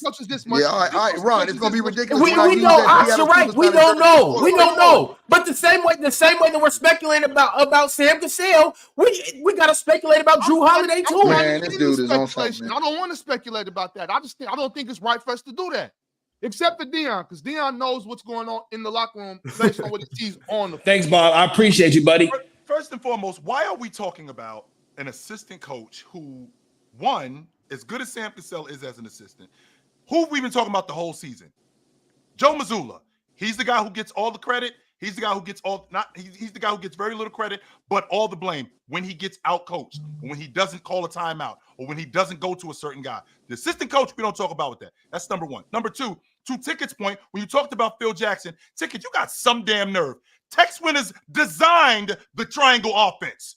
What are you talking about? Yeah, that's what I'm saying about you, though.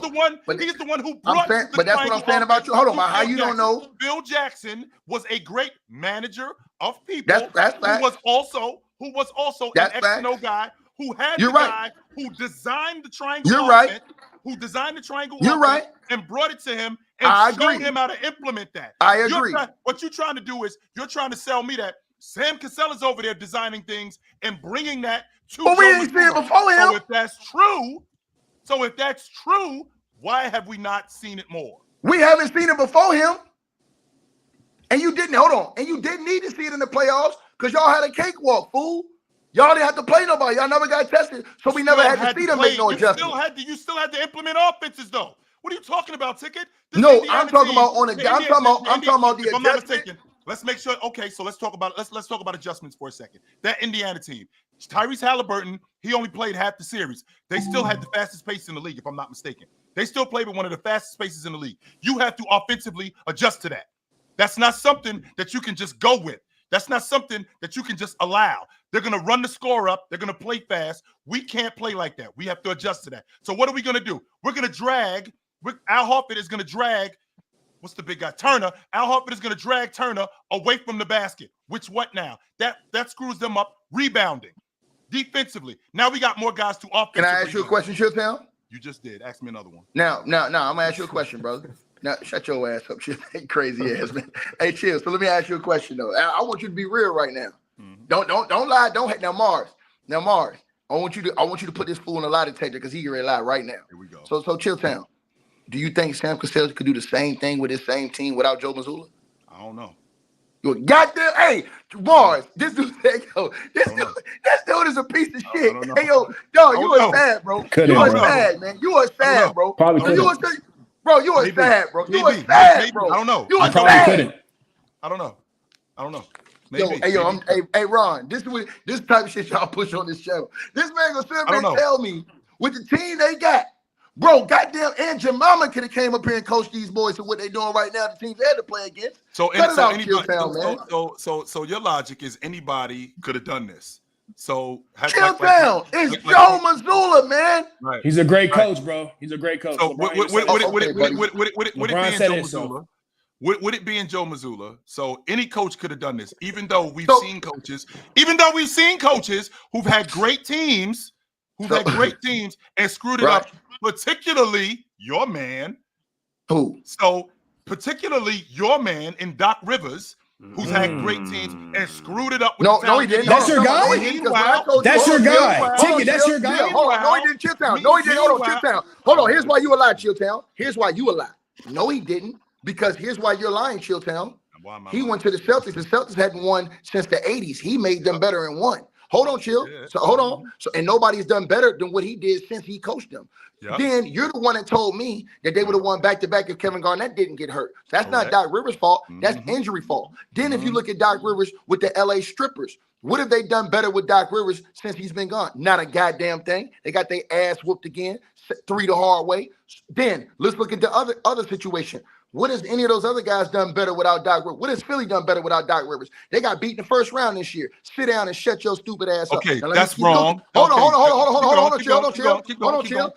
So I'm showing you what you just said was a fundamental and factual lie. Those teams did not get better without Doc. In fact, those teams did worse. So now, Chilltown, here's my point right here. And this is going to eat through everything you got to say. Yep. My point is this. If we took a guy like Joe Mazzulla and we changed him right now for Tom Thibodeau, the Knicks will be nowhere near the same. But we could put Tom Thibodeau with the Boston Celtics. They're going to win the world championship. Put that in your pipe and smoke that. With a different style. Do you think Joe? Hold on, chill. Do you think Joe? Hold on. Since Joe Mazzulla is such a great coach. Hold on, chill.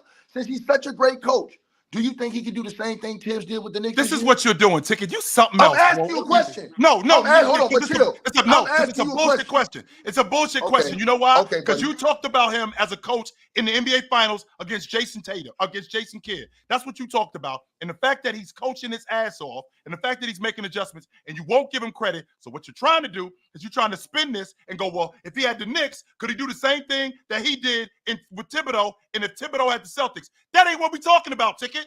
If you're a great coach, Chilltown. Chilltown. If you're a great coach, your coaching game travel. I know one thing. Phil Jackson went from the Bulls. He went to the Lakers. He went then from the Lakers. They went to a bad team. And then hold on, chill. Wait for it. So he went from the Bulls. Hold on. He went from the Bulls. Then he went to the Lakers. Then the Lakers went bad. And then he made them good again. So I seen a coach. Hold on. I seen a coach. Stop right there, because what you just said, he went from the Bulls to the Lakers. So he went from Michael Jordan and Scottie Pippen to Kobe but then hold on, but stop. But this is what you showed you that he was truly great. Because then he went from Kobe and Shaq to Kobe, Chris Mim, Kwame, Smush Parker, and they rebuilt that team under Phil Jackson and went back to the NBA Finals once they made the proper moves. He rebuilt that team from being a non-playoff team to being a playoff team going to the NBA Finals and winning the championship again. These are facts. Don't leave out the fact, the stuff that they added, Ticket. But he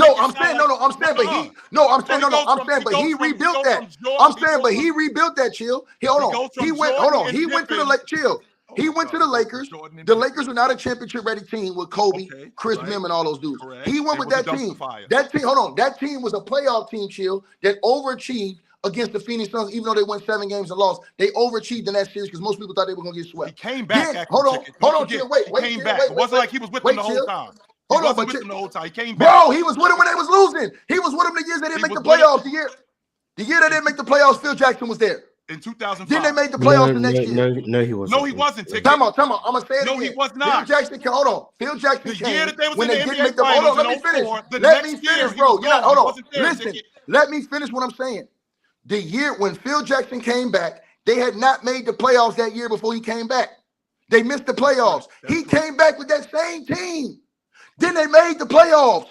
Then he went from making the playoffs, they make the trade for Powell, and they go to 3 straight NBA Finals, bro. So listen to what you just said, Ticket. I go from Scottie Pippen and Michael Jordan to Kobe and Shaq to Kobe and Pau Gasol. No, don't stop. Hold on, wait. To Kobe. One of the better Mim, rotation players. Parker. Chris Mim, Smush Parker, Kwame, Sasha Vujacic. Hold on, chill. Rotation players in the league in Lamar Odom. But chill. He went. Hold on, chill. I also got one of the better defenders in the league in Trevor Ariza. So my plate is pretty full. It's not like I got a bunch of. He made him into that though, chill. He made him into that. He got Trevor Ariza when Trevor Ariza was a baby. He made him into that. If I'm not mistaken, I think Trevor Ariza was in what, year 4, something like that. No. Trevor Ariza started his career with the Lakers. Remember, he was a baby. Right.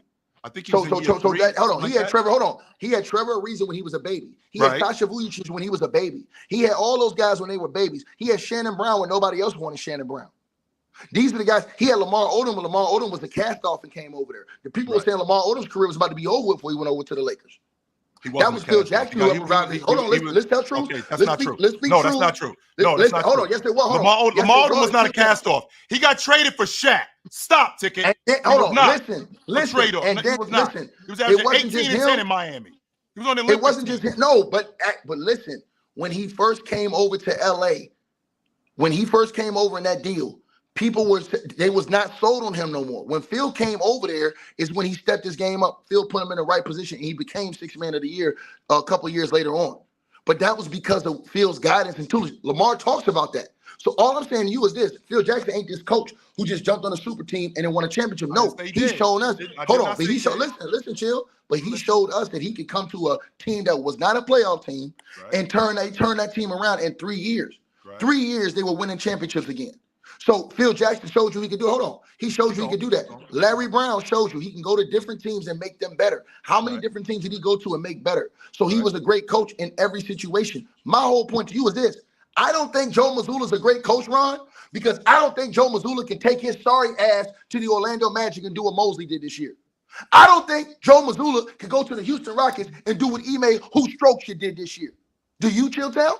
Do you think that Joe Mazzulla going to the Houston Rockets could have did exactly what Ime Udoka did this year, which had him at 500? Yeah, now shut the hell up. That's what I thought. So he ain't as good as you think he is. But guess what, Chilltown? I think Ime Udoka could go to the same Celtics team and they could win a championship. I think Ime Udoka could go to the Knicks and do something similar to what Tom Thibodeau did with the Knicks. We don't know that. We do know that because he was already with the Celtics. Joe Mazzulla, who had never coached at the pro level, takes this team to the NBA to the Eastern Conference Championship and then the next year to the finals. Ticket, you're leaving out the fact that he could have screwed this thing up. He could have wrecked these guys with no experience whatsoever. He could have wrecked these guys. Instead, they won 64 games. Not only did they win 64 games, one of the best offenses, if not the best offense in the league, that was largely due to him. Those players have to buy into what he's selling.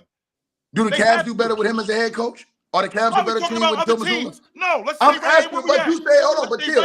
If he's such a great coach, I'm telling you, hold on, Mars. I put this on everything I love. Hold on. Hey, Ron. Listen to what I'm saying, Ron. JB Bickerstaff, as a head coach of the Boston Celtics, do the same thing Joe Mazzulla is doing right now. I can give you a lot of coaches who, if you give them that team, they can do the same goddamn thing. But here's the thing. He can't do what those other guys are doing. Why not? I just told you, come on. I just told you. I'm gonna say it to you one more time. Why can't he go to Cleveland why can't he go to Cleveland with Donovan Mitchell and Jared Allen and Evan Mobley and Max Strus and Okoro and have those guys rolling and be in a playoff? Why can't he do that? Because this is why. Because first of all, he's not as good as those other coaches. And again, hold on. You just lied about Ime Udoka. Ime Udoka just showed you his worth because he went down to Houston. Mars, how many games did Houston win the year before they got Ime Udoka? 22. That was he had a 20 game turnaround in 1 year, Mars. 19. Right, 19 game turnaround. And Chilltown. And they had injuries too during the season. He had a 19 game turnaround. So watch this, Chilltown. So now I'm saying to you, we could put him in New York. We know what he's gonna do. Right. We can put him in Brooklyn. They have been a slightly better team than they were this year. We could have put him in goddamn Orlando. Orlando would probably be a little bit better than what they were this year. They may have beat the Cavs if Ime Udoka was coaching them and not Mosley. That's good coaching. That's when you know guys are great coaches. A guy like cockeyed ass Joe Mazzulla, who was inherited a great team, man, I ain't seeing shit, man. Like I said, if I can't see you going to other places and doing well as a coach, you're not as great of a coach as I think you is. That's the crux of your argument, Ticket. Your argument is based on him going other places. My argument is him having the people that he had, the fact that he could have screwed this thing up and he didn't. In fact, they thrived. They thrive because we've seen coaches who've had talented teams and wrecked them. We've seen that. You want me to be honest with you? He should have swept through the playoffs up into the finals.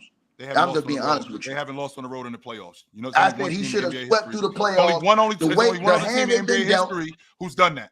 That's it. The hand they've been dealt. Fellas, we got to keep it pushing. I got to get into these super chats. That's what I thought, Chilltown. Gandhi KV2 said a Boston ring would destroy Ticket's legacy. I wouldn't destroy mine. We don't know. Hey, listen, they're going to always know who I am. We don't know who the hell you are. What's Ticket's legacy?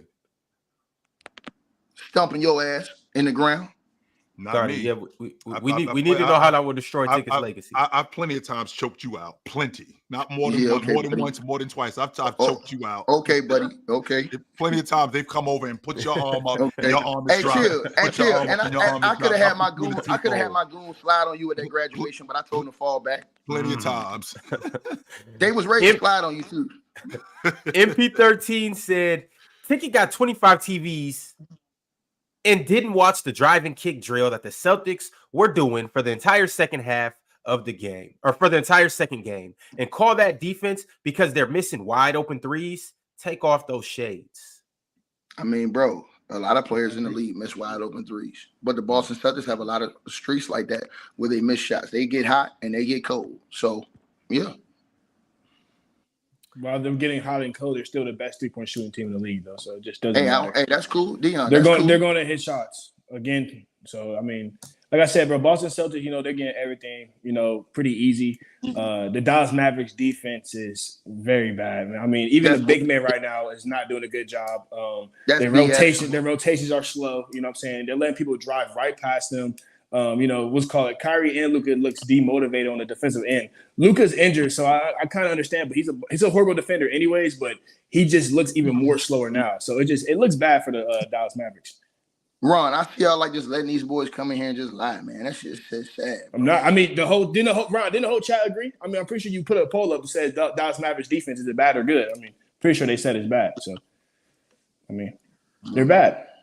Gandhi KV2 with yet another super chat. He said, can we all agree that other than Game 7, Game 3, and Game 5 are the most important games to win? No, because Game 1 is huge too. Yeah, the team that wins Game 1. How much of the series Chilltown did the team win Game 1 with? Right. Like 70? So, like you go into a team's building and win Game 1, that switches momentum. That's huge. Huge. I got a couple new members. Let me go ahead and shout out Majestic. Became a member today. Also, let me shout out the Emery C. Also became a member. And Heat vs. Haters 2.0 has been a member for 2 months. And this person simply had to say, Ticket glaze Doc, but hate Joe. Shaking my head. Doc is one of 7% of coaches in NBA history that's won 1,000 games. And he's one of 3% of those coaches that's won a championship. In the history of the National Basketball Association. Only 3% of head coaches have won a world championship. Doc is one of those guys. 7% of those guys have won 1,000 games. Doc is one of those coaches. Out of all the coaches in NBA history. Cut it out, brother. He's also one of the coaches, I don't know how many coaches, but he's it's not that many coaches that have blown 3-1 lead multiple times. Right. Hold on. You're right, Dion. Hold on. Dion, let me ask you a question. Dion, you're right. Hold on. Hey, Ron. So Dion's right? There's not a lot of coaches that blow 3-1 leads and actually end up going 7 games, right? But what about those coaches that are getting their ass kicked in 4 and 5? Which one's worse to you? Getting swept and getting beaten 5, or actually going 7 games in a series? I think blowing a 3-1 lead is worse than getting swept. 1,000%. Okay, well then your brains is fried, boy. You're up 3-1. You can't get one more game. That's worse. You know that, right? Your game. Hold on. But you're saying hold on. But see, this is my point. My point is that I would rather go 7 and lose than get swept and not win no games or win 1, bro. In a gentleman's sweep. So you rather be up 3-1 and then 3 games straight get out coached and blow a 3-1 lead? Yeah. Well, that doesn't mean you got out coached. That 1,000%. If you can't win, if you're up 3-1, you can't win one more game. You got outcoached. That right. That's on your stars. Hold on. No, that's on you like as a coach as well. Your stars in as you as a coach. No. If you can't seal the deal and get the series over, that's you. Well, my now, man, if you get blown out in a sweep, you're getting outperformed by a better team. Okay, so Dion, but if you're up 3-1, you're supposed to be the better team at that point. Dion, let me ask you a respectful question then, right? I'm glad for what you just said, right? So Dion, shouldn't the Lakers have won 7 games if your sorry raggedy ass King would have hit that wide open 3 in game 2 against the Nuggets for the win? I'm glad you brought up LeBron. Was that coaching or was that LeBron James? Hold on, Dion. Hold on. Was that coaching? I'm glad you brought up LeBron James. Mars. This is why I'm gonna destroy this boy right here. I'm gonna destroy this rope. So let me ask you a question. Was that LeBron James or was that coaching that missed that wide open 3 with the game on the line in game 2 against the Denver Nuggets that would have won that game? So was that coach? Was that LeBron James? I'm glad you know LeBron James. LeBron James led. 3. No, I'm saying the 3. Hold on. Your King had a 3 with the game on the line, wide open, and he missed it. Was that coaching or was that your King? So LeBron James is still leading the playoffs. No, I'm asking. No, I asked you. Answer the one question. Answer the one question, brother. My brother, because you just said. He's still top 5. LeBron's still top 5 right now going to next season. I want to have a respect. It's a make or miss lead, bro. No, but I want to hold on, but Dion. Right, but you can't say it's a make or miss lead now, but then you just saying it was coaching. It's one or the other. It's all of it. Listen. If Darvin Hale makes the right moves and the adjustments going to the fourth quarter, when we're up 15 points, maybe we don't have to have a moment where LeBron James make or miss that shot for us to win the game. Darvin Hale made no adjustments the entire game. Dion, hold on. As a coach, what adjustment can I make if we're in game 5, Mars? The series is on the line, and LeBron James won't even box out his own guy, Aaron Gordon. He gets the offensive rebound, kicks it out to Murray. He hits the 3. Game over. That's nothing to do with coaching. That has nothing to do with coaching. That's your player not doing his job. LeBron James, like I already told you, I gave you 2 games. I gave you 2 games that would have made that a 7-game series. So guess what? I would rather take a 7-game series than get my ass kicked in 4 or 5, sir. Now put that in your pipe. To whatever pipe you use, because I know you have a variety of them. Go ahead. And don't smoke it. We're going to tell you to stay away from drugs. Right. So look, so thank you, Tigger. I appreciate it, man. You know what I'm saying? That was a cute response, you know what I'm saying? But the problem that I have is if you get blown out by a team 4-0, at the end of the day, bro, that team's better than you, right? If you get swept, that's fine, bro. But if you are up 3-1, that means you have a better team. So now we saying time out. That's the LeBron logic, Mars. It's okay to get swept. We fine if we get swept, Mars. It's not okay to get swept so much. If you are up 3-1, you have to finish the job. Both are bad, but one is just worse. You feel me? Like if you're up 3-1, you have to finish the job, bro. It's that simple. If you pull 3 games in a row, that means you're going to get at least 1 or 2 games at home. You can't get 1 win. That means you're getting out. It's that simple. Should you finish the job? Should you finish the job up 2-1? Should you finish the job? You said what? Should you finish the job up 2-1? The odds of 2-1 is more of a series. You know what I'm saying? I asked you that. I asked you. Let's look at the odds when a team is up 3-1. If you pull a 3-1 lead, that's way worse. That's barely happened in NBA history. Now, teams come back 2-1. That's more likely to happen, bro. So let's be realistic. Like I said, bro, if you are a coach and you're up 3-1, especially with the teams that Doc Rivers has had, these are not scrub teams that blew 3-1 leads. These are all-star premium players that he had on his squad. He's up 3-1 with superstars on his team. I mean, top 10, top 5 players inside the league. And he still blows a 3-1 lead. That's not good. That's not good. I got one last serious question for you before I gotta go. I got one serious question left for you. What's good, bro? If you had a chance right now to take Savannah's spot, would you do it? Man, I'm saying if you could do that right now, sleep in those silk sheets, would you do it? He would do it, Ron. He didn't deny it. Bro, that's crazy, bro. That's crazy. This is the problem, Mars. He did not say no. Mars, he did not say no. This is a grown man. That's crazy. This fraud. This is the type of stuff y'all running over here, Do y'all see how bad I'm cooking them right now, fellas? Hey, everybody in the chat. This dude is talking about some nonsense. Bob, this man would literally take the man spot, Bob. This is crazy, bro. I'm cooking him so bad. He's coming up with scenarios. He can't accept that Doc Rivers is one of the only coaches in NBA history to blow 3-1 leads multiple times. I mean, that's just the reality, bro. You know what I'm saying? And it had nothing to do with LeBron James. That's literally Doc Rivers. Really want Savannah spot. So wait. So what you saying is, if I happen to take Savannah to Cabo for the week, you would impersonate her and fill in the spot? You know, put the wig on and everything? He ain't saying no. This is sad, man. He's not saying this no, is bro. sad, He's not man. saying no. Hey, Bob, man. Hey, Bob, you just as sad as Ticket, man. Hey, y'all both sad as hell, man. I'm up here cooking this good. Listen, it's a good day, man. Kyrie now hooping. LeBron James, Team USA, man. LeBron James going to next season top 5. Bro, it's a good day, man, to be a LeBron fan, fellas. Hey, everybody that's a LeBron fan, just know, man, we winning, bro. We got the GOAT, LeBron James. Sure. All right, y'all. Back into these super chats. I got a couple members' chats. The first one is from LA Flight. Been a member for 10 months.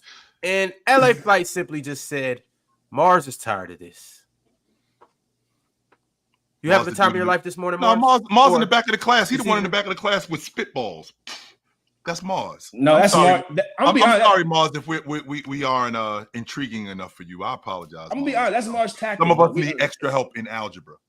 Some of us do. It's Mars tactic. That's what he does. He sits there in LA. He's not interested, but he's the most interested. He's interested more than any of us on the panel. So he does that. He sits there. And Ron, man. Man, Ron, I'm gonna talk to you behind the scenes, bro. My man, this man literally didn't say no, Bob. Hey, go ahead. Do what you gotta do, brother. Bob, about Mars, he has not said no. Bro, he is Chilltown. I am convinced, Chilltown. I am convinced these dudes want to have a personal relationship with LeBron. I'm convinced, bro. Bro, I already met LeBron James, bro, before, bro. LeBron James is a huge part of our community, bro.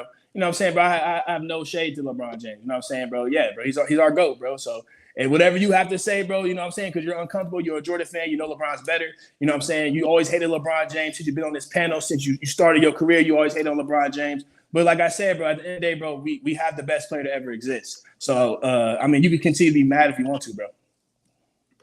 All right, brother. Just, hey, make sure I ain't around when you do the thong song part 2. I'm going, bro. This dude. All right, Ticket. Gandhi KV2 said, after what year did Bron enter the top 10 and top 5 conversations? 2005. Same question for Kobe. After what year did Bron enter the top 10? 2005. And top 5 conversation. Top 5? I think after, for me, it was after they won that back-to-back championship. That's when he entered top 5? I think all time. I think he. Is that what was I think he. No, I think he's talking about in the league. Like, is he talking about all time? I think he's talking about in the NBA. In the NBA. In top 5 conversations. Well, I'll read the chat to see if he clarifies. But I assumed he was talking about in the league at the time. Yeah, you definitely got to clarify that, but I think he's talking about in the league though. Let's just answer in the league. So in the league, maybe after I think the 2006 series. 2006 season, I think that's when the conversation started getting louder about him being a top 5 player. After they went to the NBA Finals in 2007, I think that's when it was legit. Top 5? Yes. Hey, Ron, I know some people that still don't got Brown top 5 all time today. So we just was talking to one of them. Ticket got him. Gotta stop talking to those type of people. You got to. Hey, what about Kobe? When did Kobe into the top 10 and then top 5 conversation? Well, I know some people that still don't got Kobe in the top 10. So, So in the league, maybe top 5. I think top 10. Top 10. 2002. To be honest with you, it was 2000. 2000. Yeah, 2000. I'll go as early as 99, but definitely 2000. It was a legit conversation. He was a top 10 player. And then after 2001, it was top 5. So Kobe was quick. It was bang. It didn't take long. He was about 21. Yeah, I mean that's similar age to LeBron. Yeah, I think so with Bron too. I think at the latest, Bron was top 5 that Spurs year. But no, because what year was the Detroit year where he? 06. Yeah, Bron was top 5 at that point. Wait, was it? 07. 07. That was the same year. 06 they lost to the Pistons. 07. He took him to game 7 though. He still was balling. He still was one of the top 10. But he's talking about the 25 straight.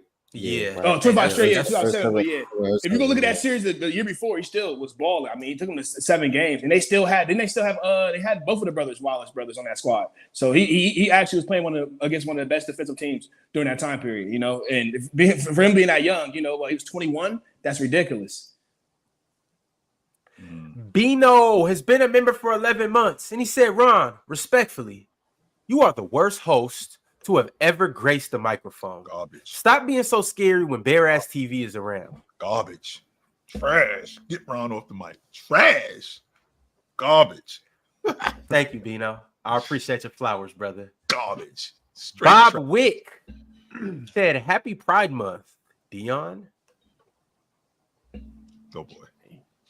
Happy Pride Month to everybody out Happy there. Pride Month, And man. Mars, Happy Pride Month. Mars, man. what do you say? Mars loves everybody. Oh, Hey, love, love Yeah, is Happy love. Pride Month, man. Yeah, Mars is a pansexual. Mars loves everybody. Also, too, happy Men's I guess. Mental Health Awareness Month. Yeah. You guys, get your minds right. Oh yeah. Take a couple days off. Take a vacation, relax, kick back, do something to make you feel good this month. Got another super chat from Cultured Sonder. He said, "This is another filler episode. It can't be canon." Yep. L. Ron. You said that. You said that last time, bro. You said that same exact thing last time, bro. You feel me? And at the end of the day, bro, everything's canon. So keep on hating, bro. You still watching?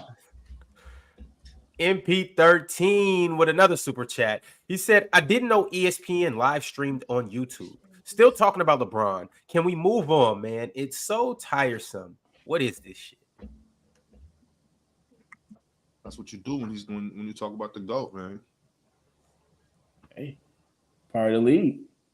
Cultured Sonder with yet another super chat. He said, you got to stop treating Mars like a doughboy or like a do-boy. Mars do this, Mars do that. I came back to say facts. Facts. I'm not facts. I'm not just the guy who goes to get the stats, but I'll be back. Dub statistician. I want to know how Mars be finding the stats so fast, though. That is impressive. That's more impressive than anything else that Mars does. I'll be like, bro, that's not possible. I don't think it takes Mars over. I don't think it's ever taken Mars over 15, 20 seconds to find a stat. Right. I'm talking about you put that boy on the spot and be like, yo, Mars, we need this. Mm-hmm. Then he'll do and that's with Mars doing the all right, I guess. That goes into the time. Mm-hmm. No, because I don't do that. I don't be like Mars this, Mars that for the stats. You know what I'm saying? But when y'all get to doing it, it's crazy how he just boom, quick. If he stopped doing it so good, stop asking. Let's go to the numbers. That's Mars. Let's go to the numbers. Uh-huh. Let's get right to the numbers. That's Mars for you. MP13 said this super chat. Well, we'll read that back when Mars gets here. Mm-hmm. Trey Musa Gaming said, random question, but are you guys still having events like Black Friday? Swiper versus Chill would be a classic. Chill, you gonna take down your best friend? I really don't want to. I don't want to do that. But business is business. It is. It really is. I don't want to do that though. I'd rather not. Ox, what you eating, man? I ain't hungry. I don't want nothing to eat. Sick of you, yo. What you eating, man? That's right. I'm putting you on blast. You did the same thing yesterday. I ain't hungry, huh? My bad, yo. And then proceed right back to it, huh? That's crazy. Oh man, come on. I can't let it get cold. Straight Musa, though, to answer your question, we got something crazy coming this summer. Fellas, I can't wait to talk to all three of y'all this week. We got something crazy coming this summer. Y'all asking about the Black Fridays. I know we did the Christmas card and all of that stuff. Hey, trust me. Those don't even compare to what we about to get into. Y'all just stick around. It's gonna be a good ass summer. We got something major coming this summer. We got Olympics. We still got WNBA, which is just heating up. We got the summer league. The draft gonna happen in a little bit. We also got free agency, and it's gonna be a hell of a summer in the basketball world, and specifically on PC. Yeah, y'all just stick around. And we just getting warmed up. Dame the Great said, "Can you guys give me your 2010 All NBA first team and second team for the decade and position list?" 2010. Bron, Steph. Bron, So Steph basically, for sure. the best five players. Yeah. Bron, Steph, KD. Now, who those two of the last 10 years? Last 10 years? From 2010 to 2020. 2010 to 20. Oh. Bron, Steph, KD, AD, Steph. Leonard. You put Leonard in there? Okay. Nah. Kawhi in there for sure. I don't know about Kawhi. Nah. That's how I was thinking. Nah. Like Kawhi, low key. I don't think Kawhi got it. Mm-mm. I want to say So, Russ. if we're talking about 2010s, we're talking about the whole decade. That whole decade. I mean, I respect both Finals MVPs, and I respect both. Damn, it's so hard. My thing is what do you put him on there over Westbrook and That's Harden? what I was thinking. James Harden. And Westbrook had all 10 years. Westbrook applied pressure all 10 years. James Harden. Only Harden. I think Harden. From 13 to 19, he was fantastic. Harden has to be on there. So Harden, Curry, James, Harden, KD. Curry, James, KD, Leonard. I'm not about to take 2-time Finals MVP, Defensive Player of the Year, Kawhi Leonard off this list to put James Harden and Russell Westbrook on it. I'm not doing it. Now y'all list, that's fine. I won't argue y'all list. I'm saying for my list, Kawhi's in there. Ox, this is why though. Also, aside from him coming later in the decade and not playing all 10 years, as opposed to Westbrook, also it was years where he was hurt. It was years where he didn't play the full season. That was 18. Okay, so what, 18, 17, he played the whole season and got busy. No, he did. He did. If it wasn't for Steph, nobody look. James Harden. Okay, maybe what was that? 18? Maybe 18 James Harden. I might take 18 James Harden over 17 Kawhi.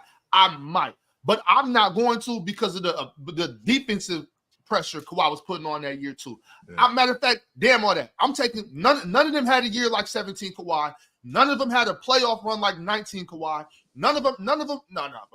No. Between Leonard does not come off that list. No way. Leonard does not come off that list, Ox. He can't. No. No matter. Chris Paul might get that fifth spot. No. Mm-mm. He's on second All NBA team. I put him on the second. He might. I'm just saying because, like you said, Ron, you got the whole team. I was just a shout out, maybe not, but all I know is Kawhi Leonard's on my list. I'm he's not. Kawhi. Leonard doesn't come off that list. Kawhi, Bron, KD are all 100% on my list. No doubt about it. Stephen Curry has to be 100%. My thing is those four guys. He has to be 100%. My thing with Kawhi, it's no knock to Kawhi. If we were just arguing who's the best players of the decade, like just best, Kawhi's in there. If we're arguing who had the better decades, Westbrook got to be on there. But here's also and Harden too. Right? Hold on right quick. Because this is also the thing too. Yes, we can give him the accolades. Cool. But also, I just mentioned he missed a year and he showed up late. But also, Kawhi didn't really come into his own until 2016. So that's 6 years. That's 6 years where Kawhi he just wasn't a star. He wasn't a superstar. In 16, he just started scoring a little more. Everything else he was already doing. So 14, 15, 16, 18, 19. Or no, not 17. So he had 7 years. 7 years for Kawhi. I mean, he really had 4 years. Where's AD? Really had 3 years. I took off the years he got hurt. No, he didn't. I took off the years he got 2019. Not AD. AD's not in that conversation. He said second team, second All NBA. Oh, second team. Yeah, okay, second All NBA. I thought you meant first. I apologize. No, he's not. 18. It was 18. Kawhi missed 18, right? Okay. He missed 18. I'm talking about the years where he just wasn't. Do you factor in getting hurt in the playoffs as in 17? Yeah, does that factor in? I'm not factoring that in because what he did that season. Okay. Plus, it was deep in the playoffs too, Mars. It wasn't like I'm just asking the question. Sure, and that's what I'm. When you're talking about taxing a guy, you can tax a guy if it's early. I feel like the fact that he got hurt late in the playoffs, I don't think that it. I think a lot of this stuff was already proven up until that point. Okay. Mars, we got a couple super chats addressed to you. MP13 said, this super chat is for Mars since everyone just asked him to look up stats without a word of thanks. I haven't heard a single thank you all stream. For his worth, I barely said anything, so I guess I got to do something to make my presence. Do something, Mars. Can you do something, Mars? Please. Damn all that. MP13 soft ass up. Thank you, Mars. Shut your ass up, nigga. Yeah. Damn about that. Appreciate you, Mars. Mars, if you wasn't so good at finding the stats so fast, then stop asking. I think you need to slow go down. to the numbers. Start pretending like you can't find them, Mars. Let's go to the numbers. Maybe I can't find them. Maybe I just make them up and hope you'll take my word. That's not a bad idea either. And okay, first of all, Ox, Mars is very much a scumbag, so he would do something like that. But then that would question his credibility, because then we'd look up. I know I would go do my homework, and if I found out that Mars was BSing me, I would definitely call him out on it, and I wouldn't ask him ever again for any numbers, because his credibility would go out the window. So Mars, that's why you don't do it too often. Just every once in a while, somebody asks you to be like, and just say something that you think is kind of close. I mean, he be capping. But knowing how reliable my eye test is, I'll probably just be right. So like, there's no. You're a capper though. Real talk, Mars. You know you're a capper, so it's cool. Who's the best player to ever exist, Mars? Mars, you are exactly. Who? It's a capper. I literally. No, who'd you say, Mars? Jalen Green. Good answer, Mars. Trying to get me into a great debate again. Like, what we do? Great. I wasn't. No, I'm just saying you're a capper. That's all I'm saying. Cool. MP13 said LeBron should trademark his name, so every time there's a segment about him, he gets a royalty check. This would fix basketball discourse entirely. MP, the problem that we having is you don't understand what moves the needle. You might not want to talk about this guy. You might be sick of it. But the fact that you're here and you still here after we talked about it for as long as we talk about it speaks volumes about how much people really do care about talking about this guy. So I know you don't like it, but I mean, it's part of it. I don't particularly love it, but it's part of it. He's the MP13. The problem with that is guys that hate LeBron and guys like love LeBron, like Ticket and Dion, them guys talk about LeBron so much they wouldn't even be able to afford oxygen. They'd be dead broke. They couldn't afford to breathe. So we can't do that, man. It'd be people dropping dead all over the world. I mean, we are kind of overcrowded. I mean, oh, damn. Yo, MP13. LeBron would really be Thanos at that point. Yeah, that's what I'm saying. Maybe that puts him up to good conversation. Who knows? I don't know. Looking after the environment, man. I said MJ. We might need to explore that. Yeah. Nah. All the NBA fans, you saying that people are tired of talking about LeBron and you don't want to hear it no more. Well, I got a super chat that says otherwise from Christopher D. Christopher said, need the Kyrie muncher, Crunch, and the LeBron muncher, Dion, on the panel together. They the extremes of both they the extreme of fans of both players. Would be a unique interaction. See, Christopher D wants to hear this. Mars, I don't know if I can. Crunch hide it right now. Crunch hide it. Put down from the logo. From the logo can get that. Mars, Crunch is hiding right now. To be honest with you, I don't know if I can handle Dion and Crunch at the same time. Listen. Put it on from the logo. Christopher D want to see it. Go over there, man. I don't know. I don't know if I can handle from the logo would be good, but you know what would be better? I'm not showing up. You know what would be better? Open gym. Domo got it. That's not even Christopher D. Y'all remember he got Ghost. I mean, that's a Ghost that type. That I don't know if I can handle it. Them two dudes, I don't. Yeah, I mean, Crunch is a huge Kyrie fan, but like I said, he's hiding somewhere right now. Somebody gotta go find Crunch. You know what I'm saying? Because Kyrie Irving, like I told him multiple times over and over again, he's not going to be able to get it done inside the NBA Finals. So, I mean, yeah, we're gonna see Game 3 and Game 4 when they get swept. So, I'm ready for it. Yeah, y'all. Speaking of which, we got to hear back from Crunch. We got to see how Crunch is doing. Sometime before this month is over, and also we got to get Jack Cody back up here too. We got to see how he feels about JT and the way he's been performing, and just his new sentiment about what's going on. Also, too, I need to hear from you guys after you scan this QR code right here and go to playerschoicemerch.com. I've been promising y'all that we got something new coming on the way, and it's on the way. Stay tuned. I'm telling y'all, it's gonna be a lovely summer, man. Hey, summer 2024, we're gonna have a good old grand ass time. I promise you. But fellas, let's get into it. Derrick White and Jrue Holiday have been nothing short of spectacular as role players. I want to first start by asking you guys, as role players, as third and fourth options, I'm sure we can all agree that they're the third and fourth options respectfully on this team. I have no pushback right there. Ox, you're muted. Maybe 4th and 5th. Yeah, You got Porzingis in there? Yeah.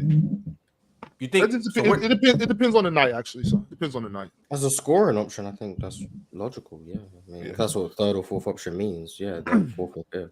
Yeah, I would say so. But if it means best players, but I don't know, everyone be using option differently. So I don't know what you meant by option. Scoring, really just impact. Fourth and fifth. Oh, okay. Yeah, three through 5. Yeah, somewhere in there. Porzingis. So Porzingis. I want to make sure I'm following you, Ron. So Porzingis, Derrick White, and who else? No, I'm saying Jrue Holiday. We're talking about Jrue and Derrick White, but he called them third or fourth options. Okay, so that would I guess we're getting into, are they the third or fourth, or are they fourth and fifth? I think that I think those two dudes at any time, like for example, in game 2, like Jrue was the guy that they were rolling with. I mean, Jrue was the guy that Jayson Tatum was facilitating to.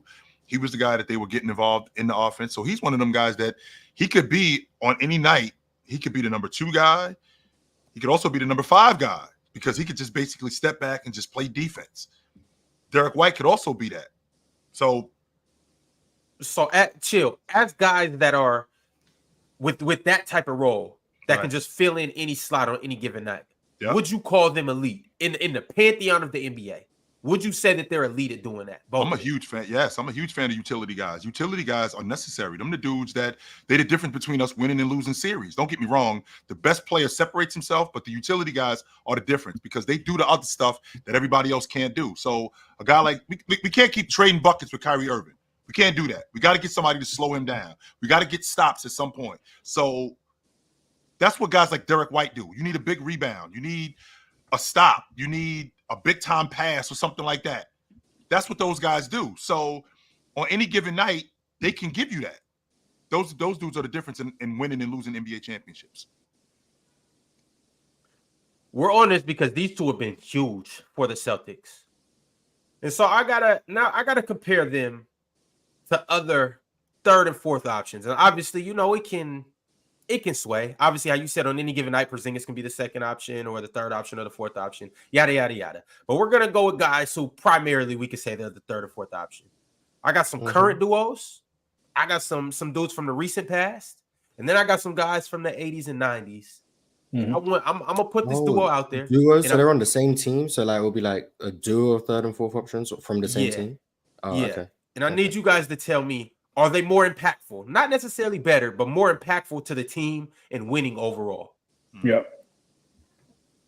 First duo that I got, Jrue Holiday and Derrick White versus MPJ and KCP. Who's more impactful to winning for their team? I'm going Denver. I'm taking Jrue and Derrick White.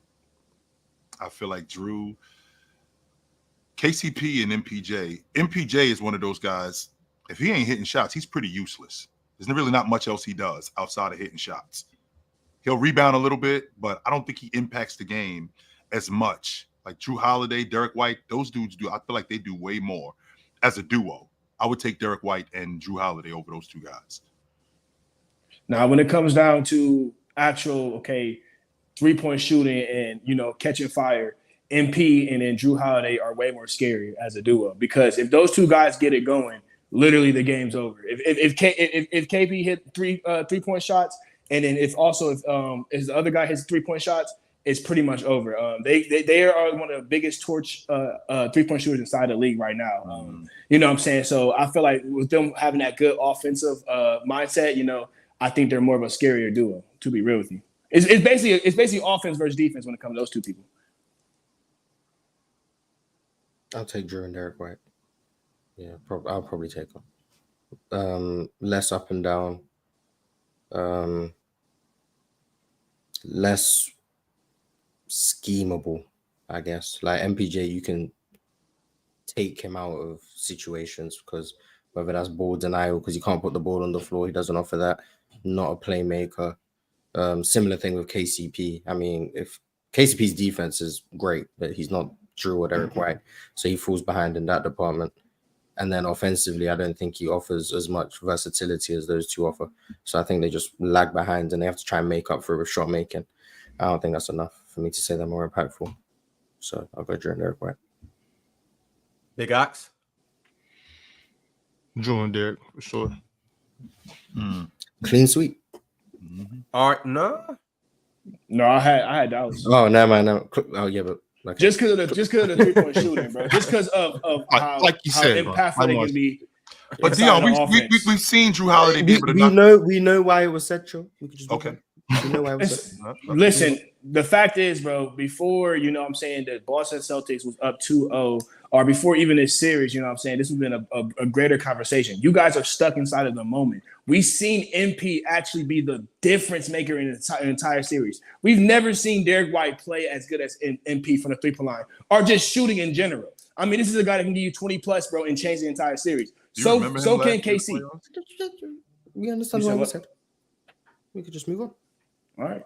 The next duo that I had, and I don't know if this was necessarily the third or fourth option, and this team had a run. They run a few championships, but these guys were impactful over this course in time. I'm going to go with Derek Fisher and Robert Horry. Who was more impactful to winning on their team? Derek Fisher and Rob. Yeah, Derek Fisher and Robert. Yeah, big shot, Bob. Okay.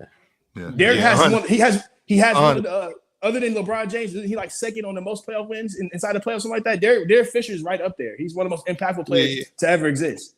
Because I love Big Shot. Don't get me wrong, Big Shot Bob. I love Robert Horry. But Fish Stick, I got nothing but love for Derek Fisher. Nothing but love for Derek. That's a lot coming from a Kings fan. Yeah, you couldn't get me to say anything bad about Derek Fisher, bro. I'm going with That was the consensus on him back in the day too, Ox. If you had a problem with Derek Fisher, you was the problem. yeah. that was definitely the logic on Derek Fisher. If you had an issue with him, it was you. You was the problem because he was the consummate pro. The thing about it though, like Robert Horry wasn't just a spot up shooter though. You know what I'm saying? Like people think Robert Horry was just a spot up shooter and he wasn't. You know what I'm saying? He ended up doing less and less as his career went forward. And Kobe being as dope as he was, Shaq being as dominant as he was, but Robert Horry was a cold hooper though. He had a lot in his bag, a lot. In Robert Horry played defense. He'd dunk on you. You know what I'm saying? He could play off the dribble. You know, Robert ended up getting kind of put in like a role, like a box, but like Robert had game. But that's who he was though, Ox, and he's self-admitted that. Like if you saw me in a pickup game, you would be like, yo, this dude ain't really not all of that. But if you put me in a system where my skill set could flourish, then I look way different than what I look like. So, you know, when I'm watching him with the Lakers, he's Kevin Garnett talked about how the difficult time he had with Robert Horry as a defender. Like they would go at it. So much to the point where KG said, like, I wanted to fight the dude. That's how serious it got between them two. In addition to that, him being able to knock down big shots, I mean, there's really not much you can say about that. And Derek Fisher, to be quite honest with you, I'm one of these people that believes guys like Derek Fisher, Robert Horry, Tyler Hero, Connaughton from Milwaukee, those guys have the simplest job in the NBA. I'm playing with Shaq. All I got to do, take care of the basketball, knock down open shots, defend. If my body can hold up, I'll play 12 years. That's not that hard to do. It is not that difficult to do something like that when you're playing with a guy like Shaquille O'Neal, when you're playing with a guy like Giannis Antetokounmpo. All I got to do is make open shots and defend. That's it. It's really not that difficult. All I have to do is make sure that my body holds up. That's it. I mean, Derek Fisher's also the ultimate Joe guy. I mean, also like one of the most ultimate voices inside the locker room. Derek Fisher, you know how to gel his teammates together. He definitely understands who to give the ball to in certain situations. Right. And he also has a loud presence on the defensive end. You know, he's always talking, always calling out screens, always calling out switches. So Derek Fisher's, man, one of the best That's not that hard, though, role point guards. That's not that. And the reason why that's being not a communicator as a point guard. Are you serious? Let me tell you why. My best friend told me he got drafted by the Rockets. He said he came into camp. He said Hakeem Olajuwon came to him and told him, Ron, I'm going to make your job easy. All right, how you going to make my job easy? Give me the ball. That's really not that difficult to do. I can learn switches. I can learn. I mean, you're doing that anyway because you played in college. When you play basketball, you know how to call out a switch. You know how to call out a screen. That stuff you know how to do. Offensively, that's where the difference is. where I'm playing with a big guy who attracts that much attention. I'm playing with a guy in Giannis who attracts that much attention. I have to be able to knock down open shots. As a defender, Giannis is going to clean up as a rim protector. He's going to clean up a lot of my messes. He's going to clean up a lot of the stuff that I do wrong. All I have to do is be solid and make open shots. All I got to do is take care of my body. I'll play 12 years. Man, you think that's easy until you start seeing all these point guards into the league, even today, can't even do the one assignment to get their superstar to basketball. Look at D'Angelo Russell. Look at they have guys like that, Dion. That's that's what I'm saying. So it's definitely harder than you think. You know what I'm saying? Like being a point guard, man, you got to understand the moment. You know what I'm saying? You got to understand who to give the ball into what situation. You know what I'm saying? Like I know you can just go down there and pass on the ball, but like how are you going to give him? Are you going to get Kobe Bryant the ball into a spot? You know, is he going to get to a spot where you can pass on the ball? You know what I'm saying? Like how are you going to basically you know what I'm saying, like show the defense another way and come back the other way and give the ball to the right guy. So let me rephrase that then. It's about distraction. So let me rephrase that, Dion. Guys like Shaq, Giannis, Jordan, they make my job less difficult. How about that? So chill. Who are you taking? I got to take Big Shot Bob and Fish. Y'all got to win first. Those dudes won. Winning matters. Mars, who you got? I'm the only one who's taking Jrue and Derrick White. Mm-hmm. No, Mars, I'm with you. Like, okay. I think Jrue. No disrespect. I don't think you can't disrespect Robert. You gotta just be an asshole to disrespect Robert Horry and Derek Fisher. Mm-hmm. No disrespect at all, but what Jrue Holiday and Derrick White bring to this team is ridiculous on offense and defense. You guys do know Derrick White's averaging 17, 4 and 4 over this playoff guy. This your third guy, something like that. Your third or fourth guy averaging 17 a game. That's incredible. Jrue Holiday over the 16 games of this playoffs, he's shooting 50, 40, 90. And Derrick White, he's shooting 40% from 3 and 90% from the free throw line too. And they're providing elite level defense. Jrue Holiday just what did he just go for? What it was 26 and 11? Yeah. Mm-hmm. It's no knock to Derek Fisher, Robert Horry. Chill, can you remember a game where Derek Fisher went 26 and 11? I cannot remember a game where he went 26 and 11. No, I can't. Robert Horry? And guarded the best player on another team? I know Derek Fisher did take tough assignments. Yeah. Robert Horry too, but I can also remember games when Derek Fisher made go-ahead shots that were back-breaking shots when they played against Philly, when Philly goes on a run and Derek Fisher cracks a 3 to stop that 9-0 run, or a Robert Horry, he ends up getting a big rebound against the Nets when they're playing in Game 4, and then he ends up cracking a long ball to stop this 9-0 run, this 8-0 run that they got going on, and then that lead that gets shrunk down from that lead that was 12 gets shrunk to 6. Then it goes back up to 8. Then it goes back up to 12 because Robert Horry came down and cracked the 3 and then got a layup. It's stuff like that. Sure. Remember we were watching the last 5 minutes of the game last night? Yes. During that last 5 minutes, Jayson Tatum hit 1 3. And I think Jaylen Brown had a left-hand layup. Right. Other than that, Derrick White hit 2 threes. Jrue Holiday hit a 3. Yep. And I want to say Jrue Holiday got another layup. Right. They scored all of their points down the stretch or had impact on that. I remember Derrick White got the steal. Right. He got that block on PJ. Right.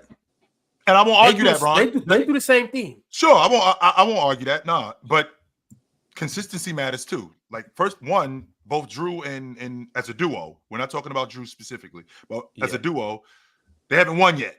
But they are playing winning basketball. Robert Horry and Fish, they've won. And they've won consistently. So they've shown that the stuff that we do, not just in the regular season, but in the playoffs, this stuff matters.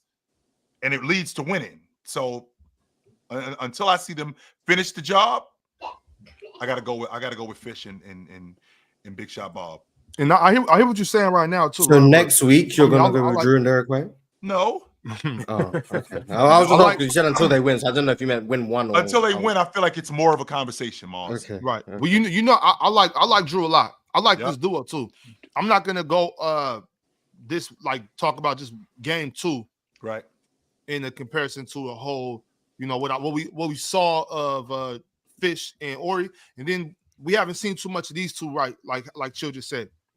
But I do think that if Fish and Horry had to do a little bit more instead of playing with Shaq and Kobe. If they were playing with these two, maybe you have to do a little bit more. I know just based off their game, especially what I've seen from a younger Robert Horry and just before he was with them, I think they could definitely do all of this too. All right, on to the next duo. I'm curious to see how you guys react to this. Derrick White and Jrue Holiday versus Draymond Green and Andre Iguodala. I knew you was going to say something about the Warriors. Draymond and Iggy, obviously. It's not close. Dre and Ig? Yeah, so what year is that? It's not close. 2015 and 16? You could choose. Because It's got to be younger Ig. It's got to be younger Ig. All right, let's go 2015. Not close. Draymond's and Iguodala clear, respectfully. They clear? They clear. Yeah, it's not really close. Yeah, not really a conversation. Yeah. Draymond's the best playmaking, defender, defense, best defender on his team. You know what I'm saying? Iguodala, one of the best guys off the bench. And he got pushed into the starting lineup.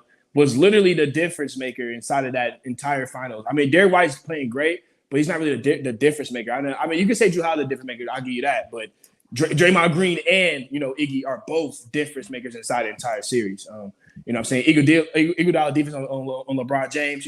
Him being able to hit the mid-range shots, him being able to go to the rim.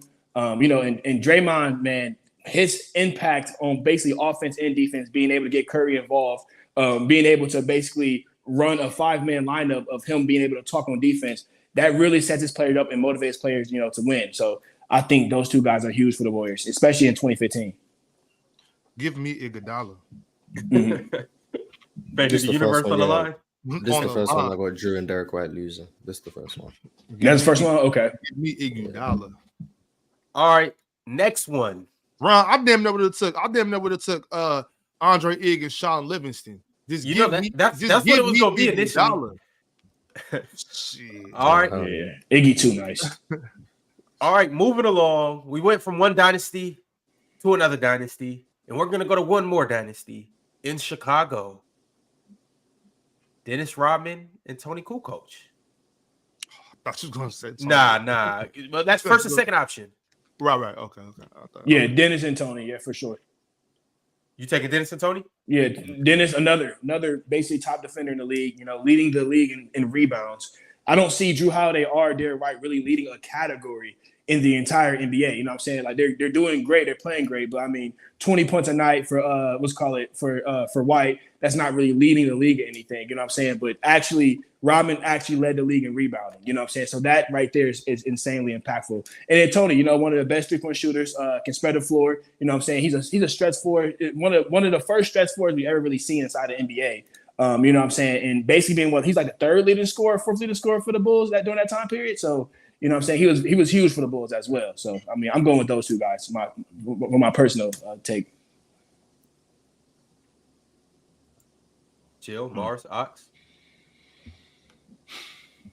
I'm gonna let everyone else answer. If we were talking about it, that's talking tough. about younger Jrue, Right. It's older Dennis Rodman too. It is, but he still was elite. Mars led the league in rebounding. He still was. He was still a great. He still rebounder. was one of the better defenders in the game. One of the better disruptors in the game, and so is Jrue. Drew's 34 years old, so it's not like Drew's a young pup. He's 34. Yes, he is. Oh, he did come in 09. Yeah. Mm-hmm. So Drew's not a young pup neither. I feel like Derrick White does. I feel like Derrick White does more than Tony Kukoc, but I think both Dennis and Tony would. I think as a unit, I think they affected the game a little bit more than those two guys.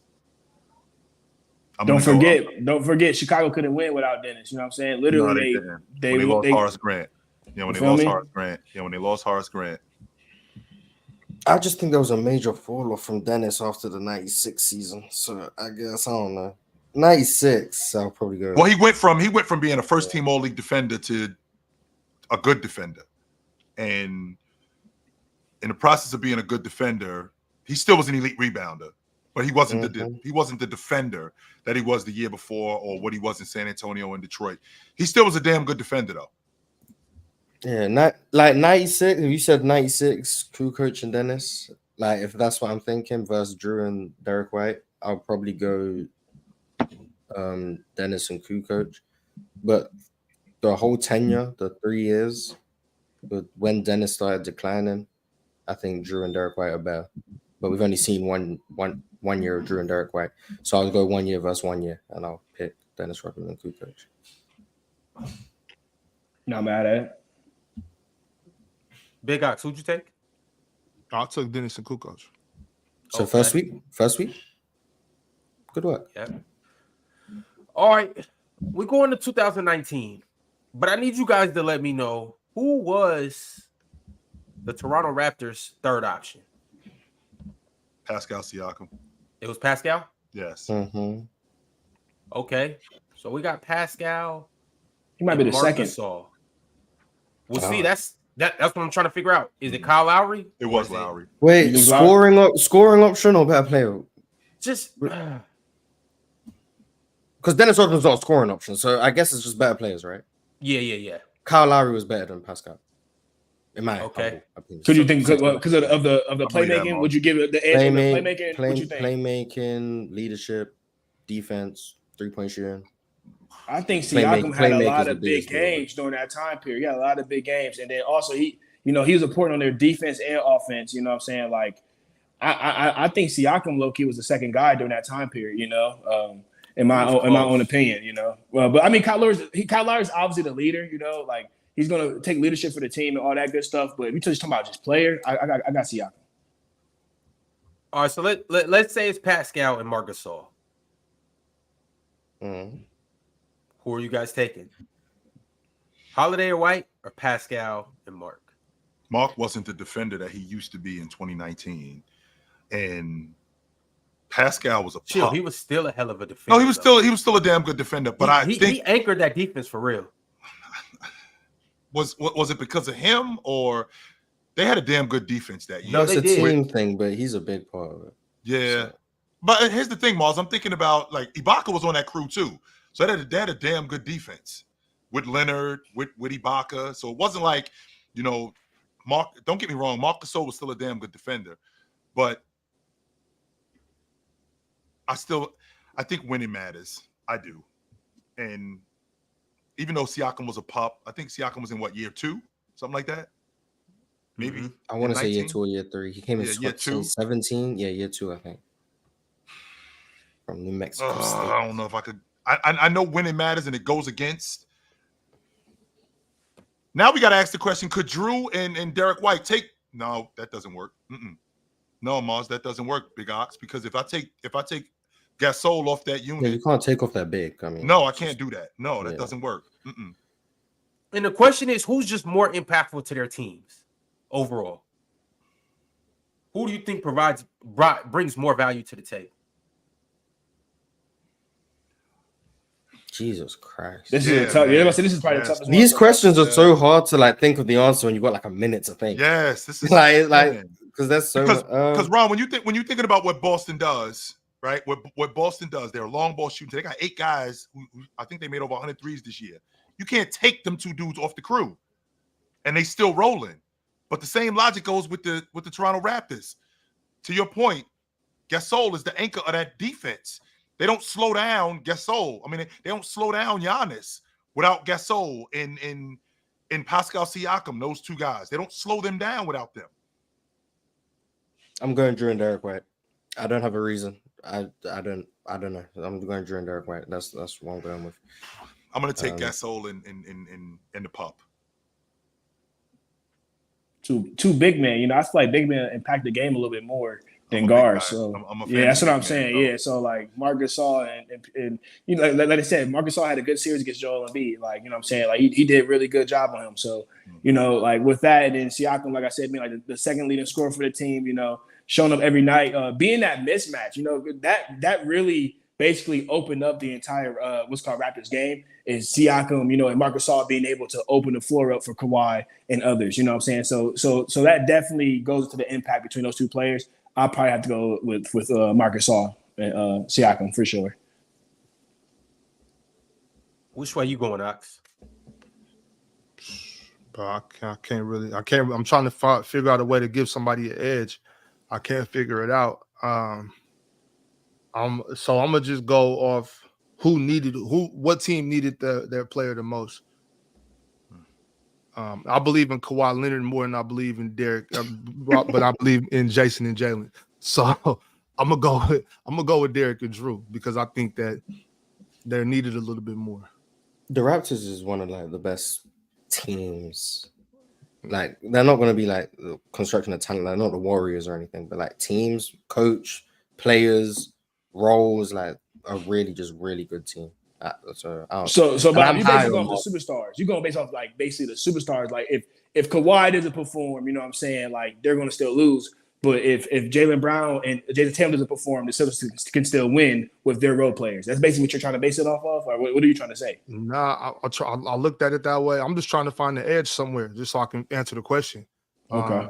And so I just went off of what team needs those two the most. Yeah, so basically, I think the Celtics need Jrue and Derek more than the Raptors needed Pascal and Mark.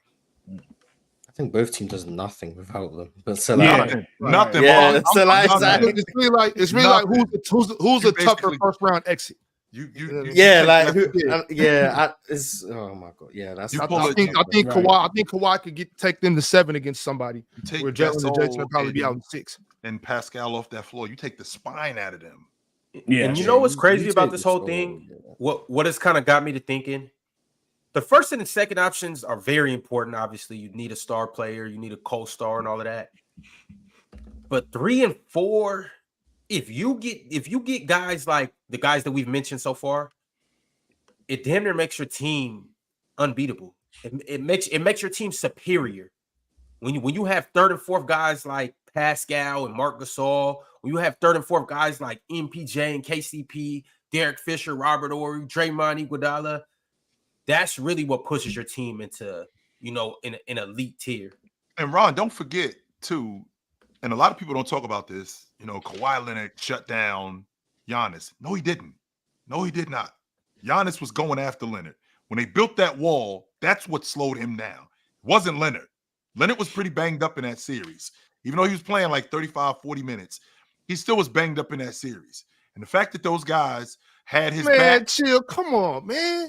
How you fighting that? Come How on, you fighting that? How you fighting that? Man, no way. How you fighting that? No way. I can't sit here. I've been doing this all season. You've been discrediting my man all season. This is where it stops, Chill. This is where it stops.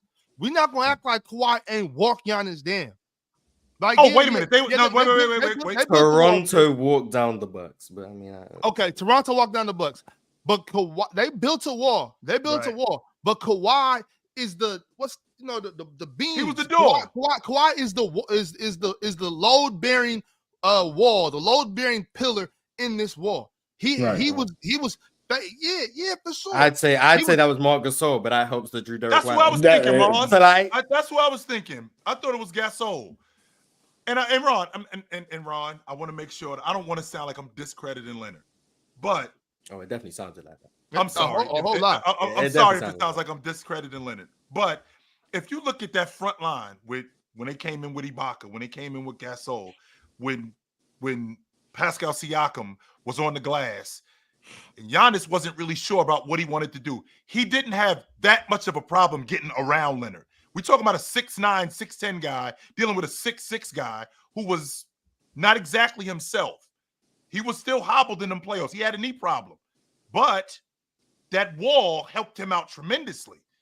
For sure. That wall helped Eric him out. Bledsoe's existence. But yes, it did. 100%. He had a first-team all-league defender on the crew as well. So, again, Ron, I don't want to discredit Leonard, but to take Gasol off that unit, to take Pascal off that unit, you basically taking the spine out of that team. Just sounds like we shouldn't just give the superstar all the credit when the team wins. I don't know. It just sounds like these teams are pretty good. Yeah, it sounds like something I've been trying to say for a long time. I mean, I guess it only took Jrue and Derrick White to be hoopers for us to prove it. Appreciate you guys. Fellas, I got 2 more duos. Mm-hmm. Let's go. I got a current one that made a deep playoff run. I got Derrick White and Jrue Holiday versus Rudy Gobert and J-Mac. I thought we're not talking about Rudy Gobert no more, man. Why wouldn't we talk about Rudy Gobert no more? He's trash. I told you. No, he ain't, Dion. You wrong on this, man. I was right about that. He was trash. And that's why That's one of the reasons why they lost that series, man. I won't even get to Rudy Gobert, man. I got Derrick White and I got bro. You know what I'm saying? I got Jrue Holiday. Yeah, I'm not even talking about Rudy Gobert because you guys already know where I stand on that, honestly. Yeah, no doubt. This is a lot of good defense right here we're talking about in these four. Offensively, Jrue and Derrick White clear. Yeah, clear. We shouldn't even be having this conversation between those two guys. Offensive, Derrick White and Jrue clear. Yeah. Offensively is what I said. Yes. Offensively. Well, I'm talking about just impact. Yeah, I'm thinking. Impact wise, I'm not sure. Scoring wise, you can't rely on them. Not just Rudy Gobert. You can't rely on them. J-Mac isn't just a bucket like that either. He can get to it when he gets hot, but I'm not relying. I'm not counting on his scoring carrying the load. It's Jrue and Derrick. I don't got to, it's not too much. Yeah, I'll go Jrue and Derrick because of the offensive gap. Defensively, I think it's Rudy and Jaden McDaniels, but offensively, I got Jrue and Derrick, and I think that makes up for it. All right, cool. And last but certainly not least, we went with one Laker team, but it's another Laker dynasty we got to go to. Byron Scott and Michael Cooper. Jrue and Derrick White. Yeah. Shout out to Michael Cooper and Byron Scott. But wait a minute, Mars. I mean, is Jrue running the lane like Michael Cooper and Magic getting him the ball and finishing at the No. I ain't gonna lie. Going back and watching, Byron Scott was catching crazy lobs. Yes, dunking on big guys. I'm gonna say, going back and watching it. Super athlete. Yes, that's not what I expected. Like when I first went back and started watching like 80s Lakers. Byron Scott running the lane, he looking like Aaron Gordon. I don't know what's going on. That was insane to me. Magic was putting that on the money for Byron. Right? Byron going up with one hand. Yeah, on big man, Ron. On big guys. So time, baby. Yeah, I think Byron and Cooper are both better than Derrick White. I think it's the Jrue Holiday that's making the edge go a little bit to Jrue Holiday, Derrick White, but both of those players are better than Derrick White is the fourth best player out of this conversation. I mean, would you guys agree? Than Derrick White. You said what? Michael Cooper is not better than Derrick White. The offensive gap is just too much, in my opinion. He can shoot the long. I think shooting the long ball. I think that there's definitely. I think that those two guys are very much on the same level. I think athletically and in terms of finishing, I think I'll give the edge to Michael Cooper. Defensively, I'll give the edge to Michael Cooper. Yes, sir. As a one-on-one defender. Intangibles, I feel like I feel like Derrick White gives you more of that, but the way that the Lakers played and how fast they played, it enhanced Michael Cooper's skill. So if he played with this Celtic team, how fast they play, I feel like it would enhance his skill set too. I'd have to go with Michael Cooper. On the offensive end, like if you needed somebody to be your, a get it yourself bucket, a scorer, I could see where we're going with more Derrick White. But since we're already talking about championship level role players, that means we're talking about championship level stars. So I needed Michael Cooper. I got Michael Cooper over Derrick White in that sense. Especially he's bigger, better defender, run the floor much better, finish, dunk on you, all that. Once again, Jrue Holiday is the separator in this for me. Yeah, that's what happened. The thing about it is, I think Cooper can go to different teams and, impact more teams than I feel like I see Derrick White. I feel like Derrick White just fits inside this Celtics system really well. But I feel like Cooper was just such like a great athletic player that he can go to any other team and also impact their team as well. I'm not saying Derrick White couldn't, but I just think Cooper would be more. I think Derrick White's being underrated, but you think so? Yeah, I think so. But we're talking about all-time great pieces, so I'm not gonna be like, oh my god, you don't know how good Derrick White is, but I feel like he's being underrated. So I guess that's where I'm at.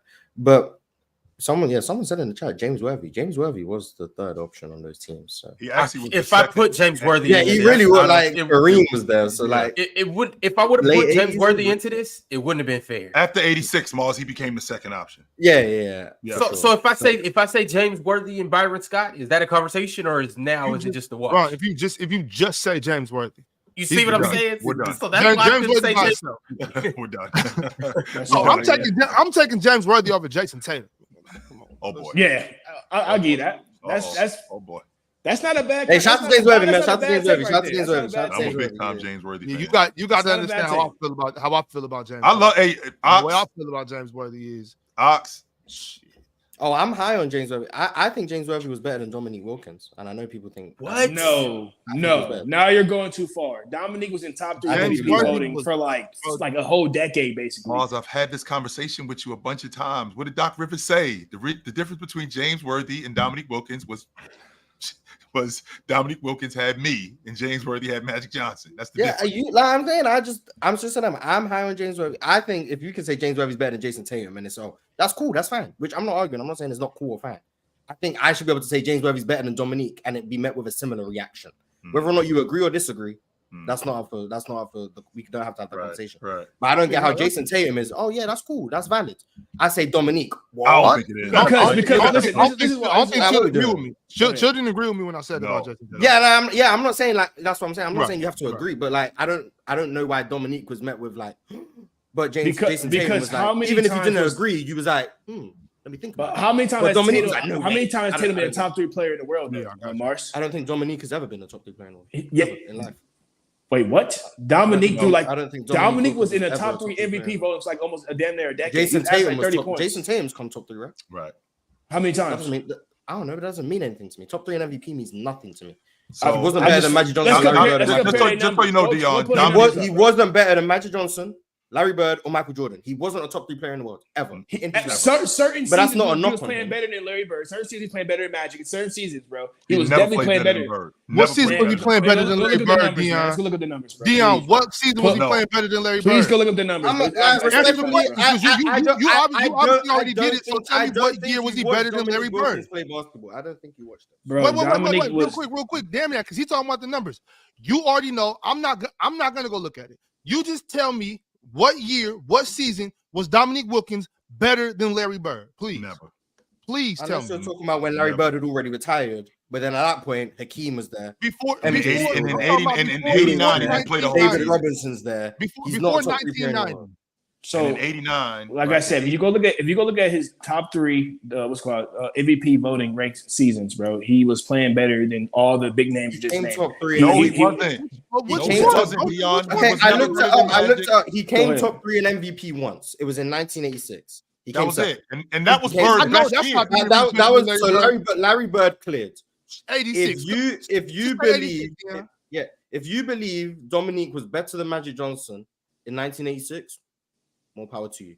If you think he was better than Hakeem, He more wasn't. power to you. If you think he was better than Michael Jordan, more power to you. I mean, I know it sounds crazy. I Look at the disagree. numbers, In 80 though. in I got 80 very I honestly, disagree. but look at the numbers. in very 86 close. Mall. In 86 Malls, Jordan only played 17 Can't games. be, bro.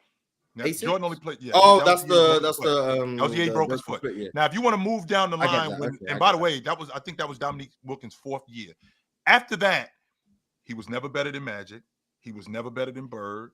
Never better than Jordan. Never better than Olajuwon. Never better than Barkley. Never better than Malone. I could keep going with all of these guys. He was the human highlight film. I won't argue that. But of those, but being a top 3 player in the world during that time, Yeah, okay. he was if you awesome. if you want to do in like MJ was hurt, so technically he was better. I still don't know if he was. He was top 3. Bro, I mean, I'm he's still what, taking would Larry you Magic. put him down to top 4? He's the 4th best player. Oh no, I've never had to think about the top Dominique, four. man, was up there. In Man. 87, he was not better than Olajuwon. He wasn't. I wouldn't be mad at top 4 though, and No, not that's what even I'm saying. necessarily 87, 88. Hakeem was Hakeem, but before that, 85, 84. We're talking about a baby. So that's what I'm saying though. But So like, when did Isaiah Thomas become better than Dominique Wilkins? Because I've never heard anyone say Dominique is better than Isaiah Thomas. So when he wasn't better than because Dominique wasn't better So than when did the Zeke. switch happen? just didn't where win enough. Isaiah He just became didn't win enough. He's a He better was- player. No, than we're talking about better player or who won. Okay, Like, whoa. That's what I'm Let's saying. stop right there. Let's stop right there, Mars, because when you talk Dominique, about yeah. Isaiah didn't win until year 9. It wasn't like That's Isaiah what I'm won saying. right So from are the we door. talking about who's the better was player? year We're talking about 9. who won. If we talk about the better If player, everyone's Dominique saying Wilkins is Dominic's better better than than Isaiah Isaiah, Thomas. right. He Yes. didn't win till He's year better than 9. Isaiah Thomas. Absolutely. Dominique was not better than Thomas. Isaiah Thomas. No, he Yes. was not. Just No, player he for was player. not. No, You got it. he You got was it. not. You got it. I think James Worthy's better than him. So yeah. That's another one I have over Dominique. So All right, y'all. I got a I'm a couple geek super guy. chats, I'm and then we fucking gotta talk about some of these coaches, and we gotta talk about the Lakers coaching vacancy, and then we gotta talk about Dan Hurley as well. But before we do that, LaFlame said, "Just seen Luka, the only Mav with more than 1 3." Yep. Pass the ball. Pass the He ball. is passing the ball. They've shot 31 of them. They've They've shot 31 of them. Stop dribbling down the shot clock, Luka, and get your teammate involved. Get Kyrie Irving involved. Why do I not see Luka passing Kyrie Irving the ball for a 3-point shot, mid-range? Nothing, bro. Get your teammates more involved. Stop dribbling the damn basketball to the last couple seconds and then try to pass it to your damn teammates. Bro, that's not how it's going to work. It's not going to We're trolling right now. We're trolling right now. It's cool. Yeah, I'm not trolling at all. I'm being dead serious, bro. Luka's playing terrible. Yeah, You can't have as many assists as turnovers. That simple. Yeah, you got it. So these guys. He got it. No, he got Mars, it. we can't let him off the hook with this. He won. It's He the got it. facts. He won. He got it. Oh my God. Good shit. Prada Fiend said Mavs identity went from best backcourt to just Luka. This is very reactionary. Well, the first part was an overreaction off the strength that, with Kyrie Irving, the aesthetics were it. Kyrie Irving is a baller. And then now, Kyrie Irving sucks. Okay, he didn't suck a week ago, so how come he suck now? He did. What's going on? When I told you, he definitely did. I've told you guys, he's been struggling. He had a good series the first round. He's had decent series, but like you just told me, 2 series prior, he was shooting like 50% inside of the paint. That's horrible. Like Kyrie's been struggling his entire playoffs, man. Like Kyrie's not the same dude he used to be, man. It's that simple. He's the best player against the Clippers. I'll give you that. I said that one series. The one series.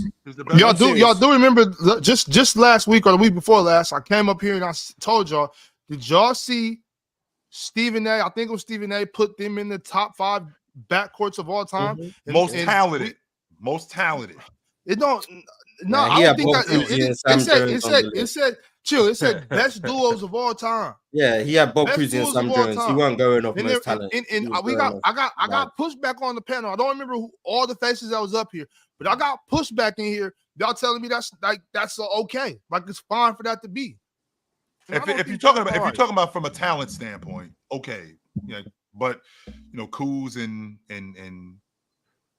Bob Cousy and Sam Jones, Magic and Norm Nixon, Isaiah and Joe Dumars, right? Steph and Clay, Gus Johnson and Gus Williams and Dennis Johnson. I mean, those backcourts were pretty fierce. But from a talent standpoint, how good these two guys are, I mean, I think they're up there with the best of them. Well, chill. What's the I've been trying to bite my tongue, but I can't sometimes. What's the difference between this backcourt and 2017 Wizards backcourt? With John Wall and Bradley Beal. With John Wall and Bradley Beal. Why did you just jump off that cliff? That's not a cliff. That's not a cliff. That's a serious question. 2017 Wizards, John Wall, Bradley Beal. Why is this backcourt better than that backcourt? They couldn't shoot whatsoever. John Wall and Bradley Beal couldn't shoot. On top of that, that's what we John talk Wall about, man, Mars. Because Ron being nice, Mars, send him to hell. Bradley Beal couldn't shoot, man. Bradley Beal couldn't shoot. John Wall couldn't. I'm talking about as a. You said overall, they. You said they. As a okay. Bradley Beal's a decent shooter. Okay, fine, Decent. that's fine. Decent shooter. But overall, he was John Wall could not shoot whatsoever, bro. But he made up for that. And I can use that same logic against you, where you talk about he can't shoot. As bad a defensive player that Luka was, John Wall was elite. Yeah, he was good. So we can use that same argument how good of a defensive player John Wall was and how he was slowing down guys. So as bad as Luka is defensively, John Wall is better, much better. Now I'm not saying that John Wall is a better player than Luka. No, I'm not saying that at all. But the idea that they couldn't shoot, I mean, John Wall couldn't shoot. He's one of the worst point guard shooters of all time. We're being realistic. I mean, Brad Beal was decent, but Brad Beal, I mean, they're not Kyrie Irving and freaking Luka. It's that simple. Luka is the best player in the world, supposedly. He's the best player in the world right now. Kyrie Irving is one of the most magical freaking like Wizards the league has ever seen. So no, they're not comparable to the Wizards. No, from just saying John 2 Wall. minutes ago, Kyrie's not good. Now he's one of the most magical Wizards we've ever seen. yes, Bro, two things we Two things can be true. So he a not good man. Kyrie Irving overall game is amazing. He's still a wizard, Mars. He's not a good wizard mentally right here now. now. He's not here He's now. still a wizard. That's what I'm saying. My wand isn't working right now. That's the problem. My wand is kind of chill. I want to have a conversation about Damian Lillard and CJ McCollum. I want to have a conversation. Yeah, see, now we just. I just want to talk. So bro, he was out the window with John Wall, Bradley Beal. I just want to talk about it. If we are talking about skill, though, if we're talking about skill, I'm not mad at that. That's all, Ron. If we're just talking about Mars, just straight skill, Dame and CJ, there is nothing on the court that they with the ball. I want nothing they everyone can't do. Dame and CJ are the two worst defenders of this group. We're talking about skill with the ball. I'm talking about with the ball, Mars. I just want to talk about it, Mars. With the ball, I'm not mad at that. Come outside. I just want to talk. You can talk to the wall. I promise I ain't listening to that. When you get that knock on the door and you say you want to come outside, that's when you end up in a body bag. Do not listen to that. When somebody says, I just want to talk. No, call the cops. Hey, chill. I'm making sure the bottom lock is locked. Yeah. The top lock is locked. You don't. And a little lever up here where you put the bolt through. I'm making sure that's locked too. CJ and Dame are not in this conversation. No, they're not. Because if we put them in that conversation, then that means we got to. Yes. If we're talking about skill, I'm saying don't do that. If we're gonna put them in this conversation, then we got to put DeMar DeRozan and Kyle Lowry in this conversation too. And nobody's doing that. DeMar and Kyle aren't as skilled as CJ and Dame, though. So we're talking strictly skill. Yeah, I'm talking about with the ball. I'm talking about with the ball. If we're not talking about strictly skill, James Harden and Kyrie. Right, James Harden and Russ. James Harden and Russ. James Harden and Chris Paul. James Harden got like 3. Like, yeah, what was just want to talk. That's it. If we're taking out everything in basketball and just saying with the ball, yeah, Luka and Kyrie can be tough. I mean, well, think about it. That's what it would have to be anyway. So if that's the case, if we're talking about Luka and Kyrie, that's what it would have to be. Right, Ron? Okay, so that's what I'm saying. This is flawed on both sides. Really, no. It's flawed both ways. Because Clay is Ron. We saw Clay get 60, and I think he had 12 dribbles. That's a skill.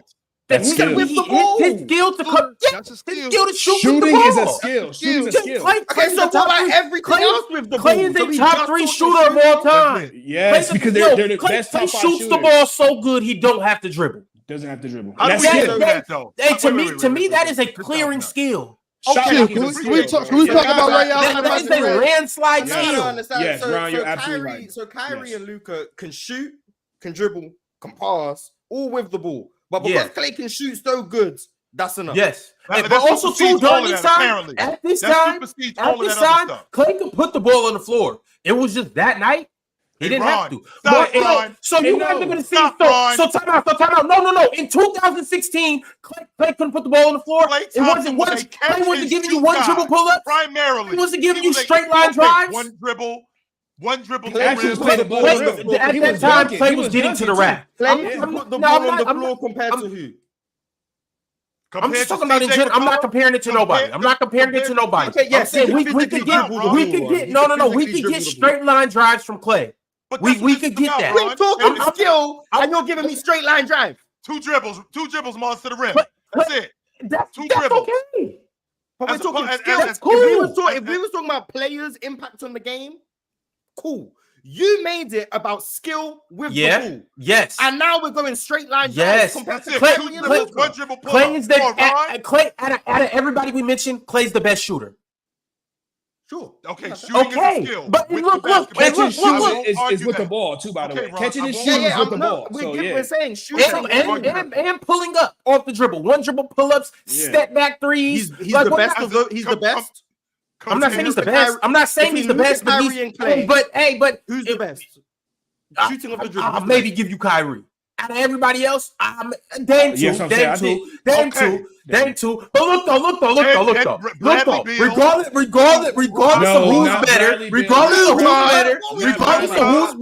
of who's better, Clay does it at an elite level. You got the shooting. At an elite level. You got the shooting. We'll give you that. I'll give you that. Defense is a skill. But Margin, chill. Just hear me out. Shot creating. The reason why they're in this, look, we're taking Clay shooting, and the rest is all on Steph's back. No, The Ron, rest, no. the rest is all those steps back. I look at everybody we mentioned. Steph's the best player out of everybody we mentioned. You think It's Steph all those steps single-handedly? back. You think Yes. Steph single-handedly is Single-handedly. to usurp Luka and Kyrie's combined skill? Steph was that good. Yes. That is ridiculous. That's Yes. ridiculous. Yeah. When you combine Clay the lead I might shooting, give it to him now, Ron. when you combine Clay the lead shooting with the rest of what Steph does, isn't outskilling Luka and Kyrie. No. Yes, it does. Single-handedly. With It's the not best- single-handedly. We're not doing Kinda that. does. So time out. Okay, so let's do this. All right, let's do this then. Who do you guys want to show? Taking defense off the court. It's just offensively. Who do you guys want? With the basketball. Yes. With the offensively. Who do you want? So are we talking offense or Curry, with the ball in their hands? With the With the ball ball. in your hand. With the Curry ball. does The ball, not- Luka and Kyrie. Curry alone Yes. does not supersede both Luka and Kyrie Irving. No, he doesn't. Okay. Bro, And Klay Curry, Thompson don't get me is wrong. arguably a better shot maker than Luka and Kyrie. You No, wanna be- he's okay. So And the- shot yes, they are, beyond bro, and shot yes. creating are not the same Clay, thing. I know, Clay shot is a making, better, he's a Clay is better the shot best maker than him. three-point shooter of everyone we're naming. We all agree on that. Okay. Every other skill which is with every skill that's with the ball, other than shooting, It's not close. he's the worst of this. It's Okay. not close. We I'll pull give up you a that. clip. But is Kyrie a top 5 shooter of all time? Is Luka a top 5 shooter of all time? No, top they're five, not. top five, They're not. no, but They're I not. mean, I think you can make the argument that maybe Clay isn't, but that's besides the point. A top 5 shooter of all time? Are we talking A about? guy that's top 6 in Are we NBA talking? Are we playoff talking? three-pointers Are we of all talking? time? When we talk shooting, are we talking strictly shooting threes, or are we talking about jump shots? Because that's Off what screens, Clay off is. the He's a dribble, he's a catch and catch- shoot, Then all of then it. no, He's I'm top not. 5. Then I'm saying he's not top 5. Then I'm That's saying he's not top impossible. That's impossible. saying he's Bro. not top That's five. impossible. We're That's talking all impossible. types of shooting, then maybe he's not top 5. Bro, he literally has the NBA record of most made threes in a game. Like Okay, he's so a- that's talking about he's a threes, top or we 5 talking shooter about in shooting general. in We're not gonna Here do we go, that. Mars. Because now That's we like got Clay is not an gonna do all-time that. great three-point shooter. I agree. Because now what you're doing. But when I said doing, shooting, He's a are we top talking 5 about three-point. He's shooting, a top or are we talking 3 about three-point threes, or are we talking about jump shots? We're talking about jump shots, not just shooting the long ball. We talk about Give me KD over Clay as a shooter. Give me KD over Clay. Absolutely, I'm doing that every day. No, I'm no, doing he's that not. every day. Not in the We're prime. talking catch and shoot. about in the We're talking about mid-range. strictly shooting the basketball. Give me KD. But can we talk about Tim Hardaway and Mitch Richmond? What's up? Can we just have this conversation? I'm just asking. Mark, to talk about. you the one. This house is on fire. Just one I'm over set to the talk house about. on fire, and he's sitting outside in a lawn chair reading the paper. He's the one who set this house on fire. But that's not a problem. I'm cool. We'll put the I mean, you know me too. I want to talk. Drinking a I want big to ass talk glass about of Ray. iced tea. Yeah. I want to talk about Ray John and Ray. I want to talk about. I all was of going to say Ray John and Ray Allen. I was going to ask because Ray can shoot. Because And Ron, run what the you're ball. doing, I want to talk about all of them. Ron, when I'm you mad at that. because Ron, when you say Steph At least you're consistent. with the basketball supersedes both Luka and Kyrie with the basketball, that means everything. Steph is not the distributor. Steph is not the distributor that Luka is. Not even close to the distributor that Luka is. I mean, Not only is he not the distributor that Luka is, I'm not talking about that. I'm thinking of something else. I'm thinking of something else. I'm thinking of something else. I'm thinking of my next point. Steph is not the distributor. He's not the shot creator one-on-one that Kyrie Irving is. Yes, with he the is. basketball. Yes, he is. No, he is not. Yes, he is. Yes, I he don't is. think he is. We're literally I looking don't at think this he is. defense right now. No. Yes, he is. I don't yes, think he he is. is. I don't know if I Yes, he agree is. with that one. I'm I done don't hearing think about he is that. the shot Steph creator is a- that yes, Kyrie he Irving is. is. Yes, I he think is. Steph Curry is a great shot creator. I think Kyrie Irving may be a better shot creator than him. So now we're talking about a guy manipulating the defense, handling the basketball, getting to the rim, distributing the basketball, playing in the mid-range, playing in the mid-post, playing at the long ball line. There's no way that Steph Curry Yes. himself supersedes both of those guys. No way. I'm not No. saying Steph doesn't do it alone. Clay shooting is still on the table. I'm just Yes, saying. No. yes, I'm saying we Steph. get it. Okay. All right. But We if can you disagree to this is the disagree. thing. We can disagree to No, disagree. I if think you Steph is didn't that say good. if you And both didn't of their say shooting. with the ball, I don't think I would have argued. But you said with the ball and then said Stephen Clay.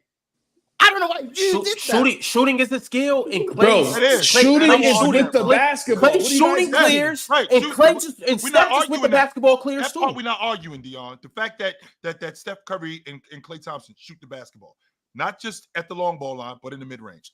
I'm not arguing that. This is what I want to get to, Chill, collectively with the basketball, Steph Curry does not supersede Right. both of those guys. No, he doesn't. Okay, I just want to say this. I think Steph and Kyrie argument of the Wizards, like being a wizard with the basketball, is a lot more closer than you guys are giving credit Steph for. I promise you, bro. Because if you start at half court, bro, like Steph is already more dangerous than Kyrie once he steps past half court. And Steph can do And why is that, Dion? Not just from 3-point shooting. Steph's ability to do double cross behind the back crossovers, bro. Right. He creates his 3-point shooting. And listen, Steph also can create with the ball more. He creates basically more space than Kyrie can with the basketball. Kyrie hits a lot of tough buckets because the defense still be with him when he goes up with the shot.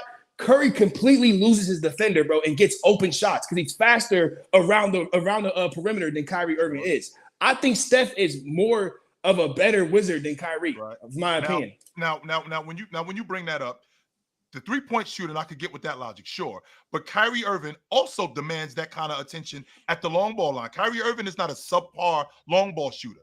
Kyrie Irving is a damn good. Not from half court. He doesn't demand Steph Curry attention. I'm not saying that, Mars. I'm not saying that.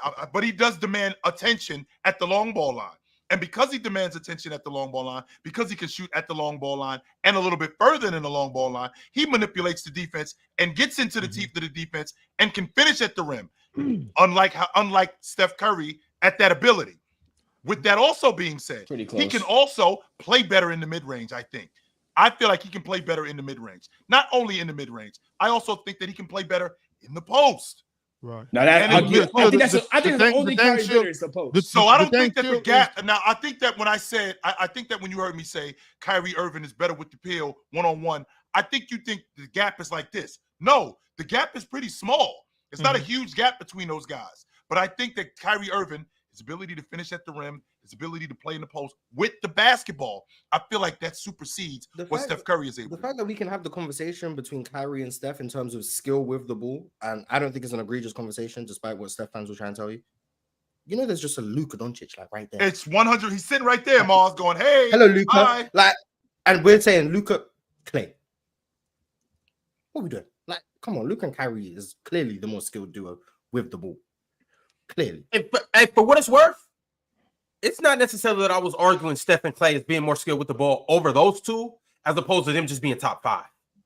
Remember, this whole thing started off as top 5. But Ron, what I'm saying is, y'all say what y'all want about skill with the ball and say what y'all want about Klay Thompson. Steph and Clay chop Luka and Kyrie down. I think they probably are a better backcourt duo in terms of fit and how they play together and all those things. I'm just mad that Ron said with the ball. I'm not gonna lie, it really got semantical at that point. I'm gonna be honest, because Ron said with the ball, and I'm like, there's no way. But with a better duo, I'm not mad at Stephen Clay at all.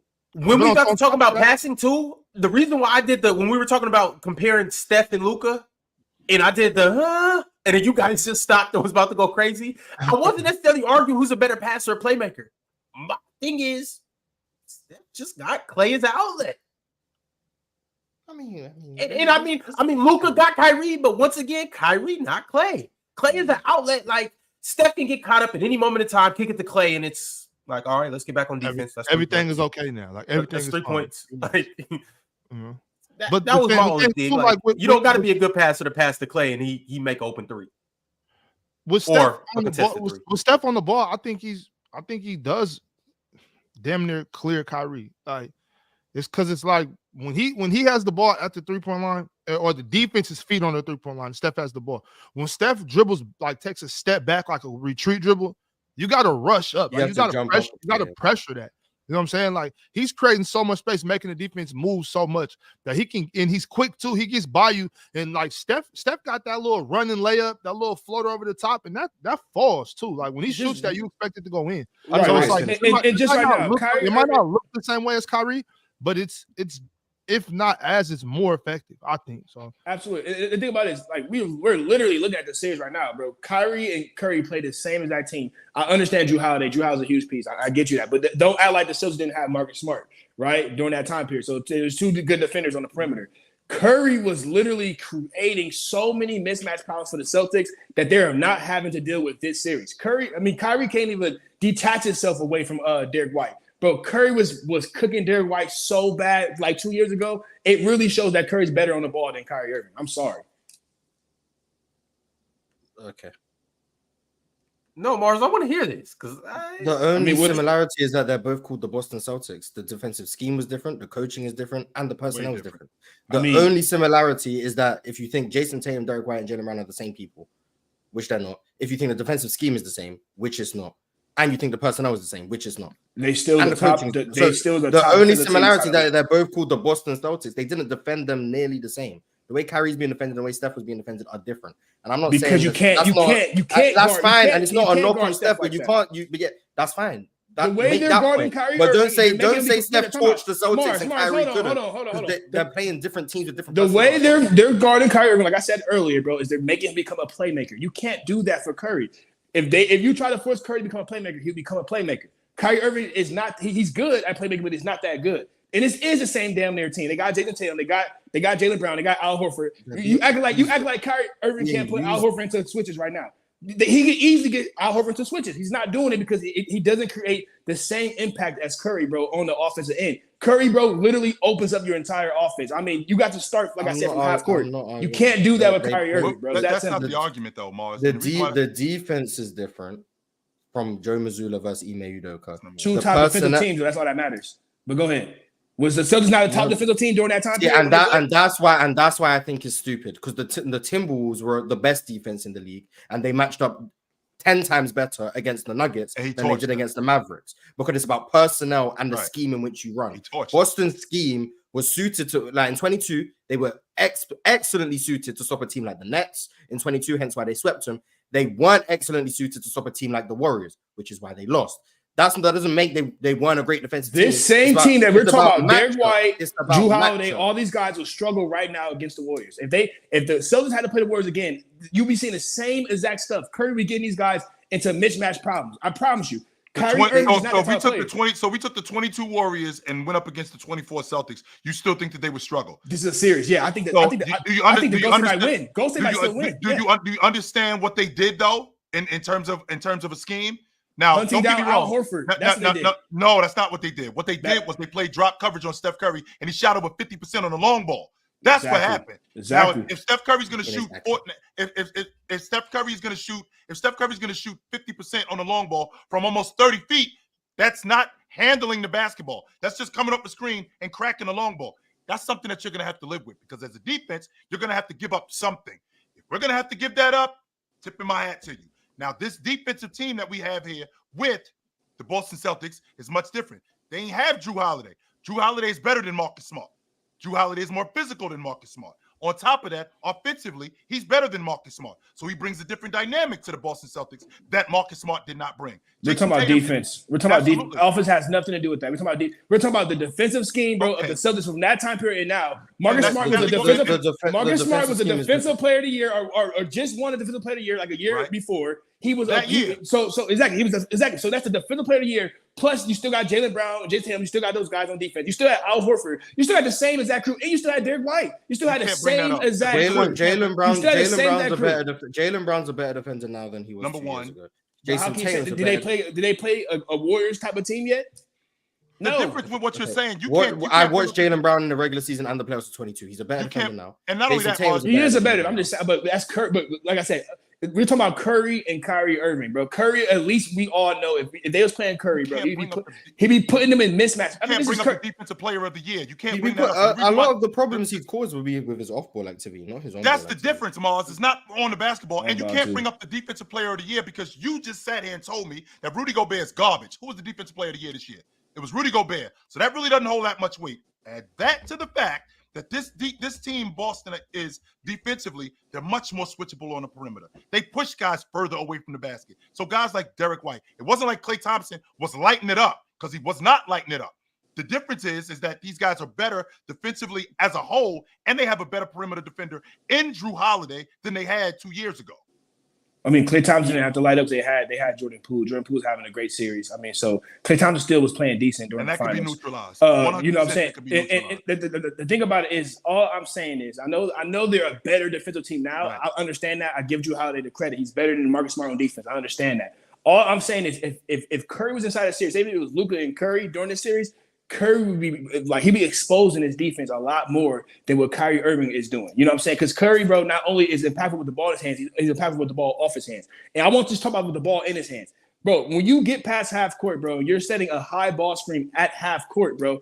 It's so much harder for Porzingis to move his feet, for Al Horford to move his feet, and all the other big men to move their feet. So it creates mismatches problems. Kyrie Irving, he wants to post up. He's not going to shoot a half-court shot off passing half court. So it's a lot easier for the big man to be set for the defense and be able to switch and have a better defensive stand than if Curry was playing. So I think Curry is more impactful with the ball. I'm glad you brought that up. Dion, because isn't that the same logic that's going on right now with the Dallas Mavericks, where they're basically telling Luka, Luka, you're the one that's got to cook, and we're going to slow everybody else down? So wouldn't they do that? So wouldn't they do the same thing against that Golden State Warriors team, who, by the way, was not cooking? Because I feel like guys like Jordan Poole, who you brought up, could be neutralized. So couldn't the same thing be said for them? I mean, you have Curry. First of all, Curry's not gonna get neutralized. You have Klay Thompson. You have Jordan Poole. Right? You still have players. So for the Dallas Mavericks, they can be neutralized. Your argument is based on Steph Curry getting busy. Okay, Luka's getting busy. What about the rest of them dudes though? No, I'm comparing. Okay, I don't even know where we've got to. Fellas, I got to step in. But for what it's worth, we're talking about the 2022 Boston Celtics defense, right? Yep. Well, for what it's worth, Kyrie and Steph played against them both in the playoffs that year. Yep. And Kyrie basically got the door slammed in his face, and Steph Curry won the championship that year. I know it's different teams, and I know it was different coverages and all of that, but I am saying they both played against that defense, and Steph was kind of night and day. Oh, but yes, Steph played bad. Yeah, for sure. He's a bad player. So we got to move on, though. Mm-hmm. I got a super chat from Gandhi KV2.